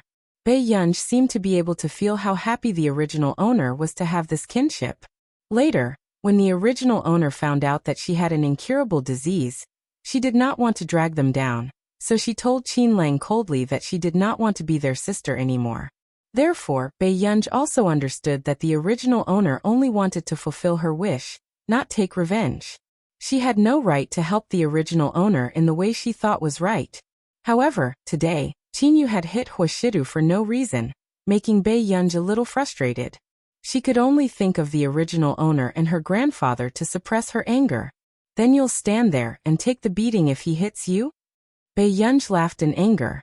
She did not think that Huashidu had such a good temper. The man watched as Bei Yunj's expression changed from interesting. How can I be angry over such a small matter? To mf** king angry. He could not help but suppress the smile on his lips. He pulled her over and lowered his head to rest on the girl's neck, laughing hoarsely. Even his shallow breath sprayed on her sweater, heating her skin. Then, she heard the man's clear voice, which made her ears itch and heat up.